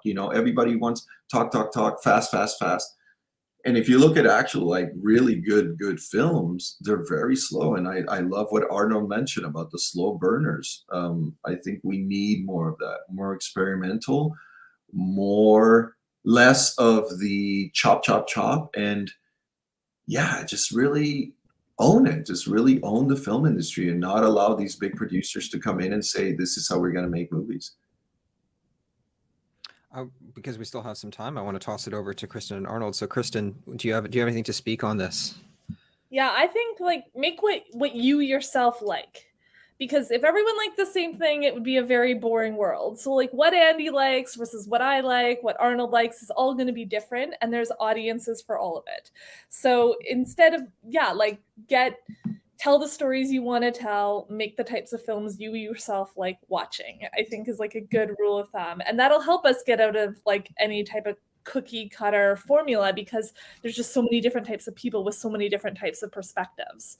And as I said, you don't necessarily have to relate to the subject matter or theme directly yourself, but stories that come from a very authentic, vulnerable place resonate with an audience. That's what they're drawn to. And the more vulnerable you can get, the more people are drawn to it. So it's a scary place to be vulnerable in creating art, but it is hands down what people are drawn to from my experience and what lingers with them. So that's my 2 cents. Arnold, would you like to speak to that as well? Yeah, I mean, just really what I've been saying this a lot, but what Andy and Kristyn said, I just love seeing different films. And the thing is, I totally agree. Make what you love, make what you like, and offer your perspective. The thing is, sometimes I don't know what I like. I don't know I'll like this thing until I've seen it. And then when you see this interesting thing, it's like, wow, that was so awesome. I had no idea I would even like that. And that's something, and you learn from that. And you can, even if you're making a drama, you can watch this experimental film and say, wow, that edit was amazing. I'm going to try something like that in my next project. And that's the way I look at all the projects that I'm working on. Distribution is so important. You have to be thinking about it. And all those things are things, focus points for all of us. But you, like Kristyn and Andy said, you have to make films for you too, right? You have to find time for yourself. You got to find time for those projects that you're passionate about, and make the film that you want to make. And there's different times for different things, and you have to do the network stuff, and you have to do the commercials, and do whatever it is that you need to do. But it's good. It's only good for your growth and your own mental health for you to be doing the things that you got into film for. I'm and they're so right, and that's really, I think, why we do what we do, because we're passionate about film and we love doing it, and you learn so much from everyone else. And Warren Sonoda, who's a really nice filmmaker out east, friend of mine, someone I got to know, and has really been a mentor for how I want to grow myself, said something to me that has always stuck with me. And he said, directing and filmmaking really is about perspective and execution. Those are the things that you're hired for. Those are the things that you do. And execution is so important. We all have to learn those things, the technical aspects and all those aspects surrounding that. But perspective is just everything. And that's the way that I look at my own property, like my own films now. It's just like, what perspective does this filmmaker offer that I'm going to be interested in producing with? What perspective do I offer if I'm going to direct the film? What perspective can I show when I'm going to be a set photographer for someone else? What, that's the way that I look at film now, and that's what makes film so interesting. So really for me, it's about perspective. And I'll just finish by saying, it's been a real pleasure, listening to Andy and Kristyn and Avi. Like, their perspectives have been amazing for me to hear and learn from. Well, with our last few minutes here, just I want to ask you guys, like, quickly, what do you have coming next? What next are we going to see of yours, or what do you have in the pipeline? Let's start with Andy. So next, well, I'm producing this short film buddy comedy for a great friend of mine and director, Rudy Lenz. I'm also in development for a feature in Pakistan called The Barmanu, with some Canadian actors, as well as I'm in development for a feature called The Memory of Andy Garcia to be done in Guatemala. Something that I do see that, and just to touch base really quickly, guys, not to take, but just because I find that the film industry here, it kind of chokes me a little bit. So I've been finding ways to kind of expand myself throughout the world and go make films elsewhere. So I do encourage other producers to really look at other places to make films, because there's beautiful places in the world and amazing crews, and your dollar goes a lot farther. Arnold, what can you see of yours next? Recently directed a short film called My Name is Arnold, and produced by Lin Lee and So Hee Hong, and that's something that we're hoping to. We just locked edit on that, so it's going to color and sound and music right now. So excited about that project. Also have a web series that's going to be going to camera later this year. Telefilm Town to Watch. It was one of the last year that they offered web series. So because of COVID, that got delayed a little bit. So we're going to be going to camera there. So that project is called Best Friend Me. It's about mental health, which is something that we definitely talked about here. So a project that I'm really excited about, directed by Anna Delara, that I think is going to be a lot of fun. And then I have a film that's in development right now called The Bryce Lee Story, and we got a little bit of development funds from Telefilm. So I'm hopefully I'm working on getting production funding for that. So going to be putting my hand out to some of the different funders and distributors to see if we can get that moving. So I think it's really important. Something to think about is having different projects at different stages of development, and having multiple projects as much as you can, and having something on the go. That's something that I've learned from speaking to distributors and speaking with different filmmakers over time. So that's something that I'm trying to do as well, and learning like I am here today. Never stop learning. Excellent. Kristyn, what can we see of yours next? Well, Golden Delicious will hopefully be on the festival circuit this upcoming fall, because we are very close to being done. So keep your eyes open for that. I'm also in development for another feature film with writer-director Melanie Jones and co-producer Eli Morris called Switchback. So we're looking to get that off the ground and funded. And I did want to take the opportunity before we leave to give my heartfelt thanks to Arnold and Andy and you, Abby, for sharing the space. And I know Arnold and Jesse Anthony were particularly generous with me and their time in my application process through Telefilm and navigating the first bits of working with Telefilm. So I really appreciate them, and I just want to acknowledge them publicly for that support, because it is a little bit confusing and complicated the first time you're doing it. So and thank you guys just for being, sharing your expertise, and I've learned a lot as well today. This is an awesome panel. I had an immense amount of fun here. All of you are some of my favorite filmmakers in the city and producers who I've had in my life for over a decade. Some of you, I think, Arnold, the last time I saw you, we went for a shawarma. Andy, I've known for a decade now. You were my first DP, and we shared an office for a number of years. And Kristyn, went to film school together, and that's such a valuable experience. And I can't believe after all these years how many places I see you and get to participate in making films with you. So thank you all so much for being here. And, you know, I'm going to outro in a second here, but, you know, I just want you to know from the bottom of my heart, thank you so much for agreeing to be part of this panel. Thanks for having us. Thank you. And guys, feel free. I mean, even the audience watching, I'm an open book. You guys want to talk to me? I'm right here. I'm just a regular man. So, Bring the tea. Bring the tea. Excellent. So I just want to thank our whole panel for joining us today. Kristyn Stilling, Andy Hodgson, Arnold Lim. I want to thank Creative BC and the Vancouver Short Film Festival, as well as our community partners, Cinevic, Kamloops Film Society, and the Vancouver International Film Festival for allowing us to have the opportunity to have this amazing conversation today. And again, we will be hosting a VSFF Keep It Short speed meeting event on Sunday following the directors panel around 3 p.m. Please join us. To sign up, you go to vsff.com. It's on the front page, the registration there. We are so happy to have those events as well. We found them to be an absolute highlight for our online format world that we live in right now. So again, please join us, and thank you to this panel, and thank you to our co-directors, Emily Weldon and Nick Ayerba Barona. Just an absolute treat to be part of this today. Thank you so much. Thank you.